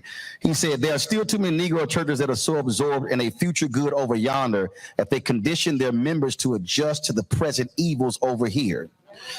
To media, too many Negro newspapers have veered away from their traditional role as protest organs, agitating for social change, and have turned to the sensational and the conservative in place of the substantive and the militant. Too many Negro social and professional groups have degenerated into snobbishness and a preoccupation with frivolities and trivial activity. But the failures of the past must not be an excuse for the inaction of the present and the future. And so when I look at right now, corporate America making $50 to $60 billion in commitments in the wake of George Floyd's death, and then what has happened in the last year? 36% of all DEI jobs have been wiped out. 75% of all DEI jobs are white folks. DEI jobs. And so here's the question I have for the Executive Leadership Council, which is an organization made up of corporate America. Why in the hell aren't y'all being more vocal about that $60 billion in commitment from corporate America, but y'all spend more time posting job appointments, but you're not advancing that? The point of Black organizations is to organize. If we are so preoccupied with what's happening on the inside of our groups, then we ain't fighting for the advancement of Black people as a collective. So that's how we have to challenge Black organizations to actually do more. Okay. You heard it right here. We have to challenge our organizations. We have to do that. And I'm a life member of Alpha, and trust me, I got the last 4 presidents on speed dial. They know I ride them. Look, I call out the boule at our convention. I said, how in the hell we here? I ain't got a problem. What they want to kick me out? Knock yourself out. I literally said to Sigma Pi Phi, how in the hell are we here in the Bahamas and we got an election in November, we got all these damn parties going on, and we don't have a single public policy session, and we got people sitting in the office who are running for office? Come on now. They were like, come on. And I was like, I said, don't invite me next time then. But that's part of the deal. We have to be willing to challenge these groups, because why do you exist and you spend 12, 14, 16 hours on meetings? And I'm like, I don't know what, my wife a Delta, I don't know what the hell they be meeting about. They ain't got that much internal business. And the same with Alphas. I'm serious. We have to ask ourselves, what are we doing with our organizational power that's outside of the walls of our organization? That's what we otherwise, all we're doing is meeting for a good time. All right. We got one more question. Where the microphone? Who got it? Who got it? Oh, okay. Come on, Doc. You got to be up front and present. You can't be walking way back there. Over there. Over there. See? Over there. Is that? Clearly, you did not grow up watching Donahue. He's like, I have no idea who Phil Donahue is. Hello. My name is Nashana Kess. I am the second vice president for the NAACP in Baltimore, and I am also the bassist of the Alpha Alpha Sigma chapter of Sigma Gamma Rho Sorority Incorporated. So what I wanted to ask is two questions. One is, I have a friend in Dauphin County, Pennsylvania. She is running for a judge seat with the Court of Common Pleas. Her name is Latasha Williams. So anybody in Pennsylvania, please keep an eye out. She ran 2 years ago. One of the issues was that we did not get out and vote. Harrisburg did not get out and vote. She would be the first Black woman sitting on the Court of Common Pleas, but we can't get people out here to vote. Because they have no clue what the Court of Common Pleas is. Okay. So what happens in elections, again, this is where, remember I said, education and enlightenment. Look, the average person, Black, white, they are not us. They are not well-versed in all this stuff. They just like, we ain't got no clue. So Joe Madison has a great phrase, you got to put it where the ghost can get it. We have to break it down in a way. So the question is, what does the Court of Common Pleas do? And so when you're talking to folks, because what's her name again? Latasha Williams. Okay, so here's what happened. Folks probably going around, we need you to vote for Latasha Williams. They're going to say, okay, who Latasha Williams? Well, she's running for this. Okay, I don't know what that is. Because if you look down ballot, those positions are the lowest vote totals. What we have to say is, again, I don't know what that court does, but let's just say, so why have things changed with district attorneys? Because folks said, the DA actually has a direct impact on mass incarceration than any judge. The DA comes before the judge. So the reason you not have more progressive DAs, because we started changing the language on why you got to vote for the DA. And so for the judges, what we have to say is, this is what these judges do. They deal with these cases, these cases, these cases. That's why we need this system on the court. I guarantee they're gonna look at you and go, that's what they do? Most people have no idea. In Harris County, 6 years ago, or was it 4 years ago, they had 18 Black women who were running for judicial positions. It ran as a block. The reason Republicans got rid of straight ticket voting in Texas was because Democrats in Harris County figured it out and used it against them. So I went down and helped, and we traveled all day with those 18 sisters as they were gathering to vote. But they were explaining to people what judges do. And so that's what we have to do. We have to connect what the judges do, so our people go, that's what they do? Yes. So when your child or your cousin or your church member goes before a judge, this is one of the judges. This who will decide whether they go to juvenile or whether they go to prison or whether they go to or get some kind of deferred case. So we have to explain to our people what the judges do. The second thing is most important. You say she lost. I would ask, what did she lose by? Very little. That's my point. Very little. So then what has to happen, we got to go straight old school. Okay, voting numbers are public. You could literally go down and pull a precinct and see this precinct has 700 registered voters, 38 voted. Well, if she lost by a couple of hundred, that one precinct, if you literally go door knocking in that one precinct 3 to 4 times, that one precinct could put her over the top. So this is what we keep doing. And I'm telling you, I travel all around the country and I see it everywhere, so I ain't picking on nobody. What we do is we go, man, we got to vote and hope they show up. Right. In every group that I've been a part of, I always counted votes. When I was on the board of National Association of Black Journalists, we pulled out a Unity Journalists of Color Convention. We were in the board meeting and they were trying to fight to keep in. And they were like, Roland, why you ain't saying nothing? I'm like, I ain't got to say a damn thing. I got 12 votes in my pocket. Y'all can have all the conversation y'all want to. I said, I already got the votes. This is all meaningless talk. So it's counting votes. We have to stop hoping they show up, look at the data, and then go, well, if we pick up 50 here times 5 precincts, that's 250 votes. Look at the last one. So if we're not looking at the data, that's where we're losing. And if you're spending your time in an area where they already are voting high, that's a waste of time. I'm going to go where the numbers are low and then say, and go back to what I said earlier, your vote could be the difference between getting this sister on, will you vote? And then we follow up 3 more times. And then come election time, we then make sure they get to the polls, then their numbers change. That's old school politics is still new school. Hey, okay. That's one of our charges, ladies. Thank you so much, Roland Martin. Let's give it up for Roland Martin, everybody.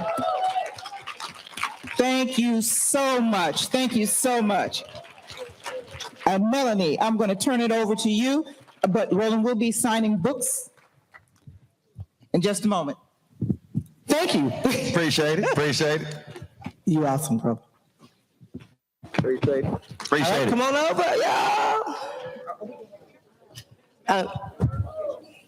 They could do it with over there. Yeah, that's gonna be easier.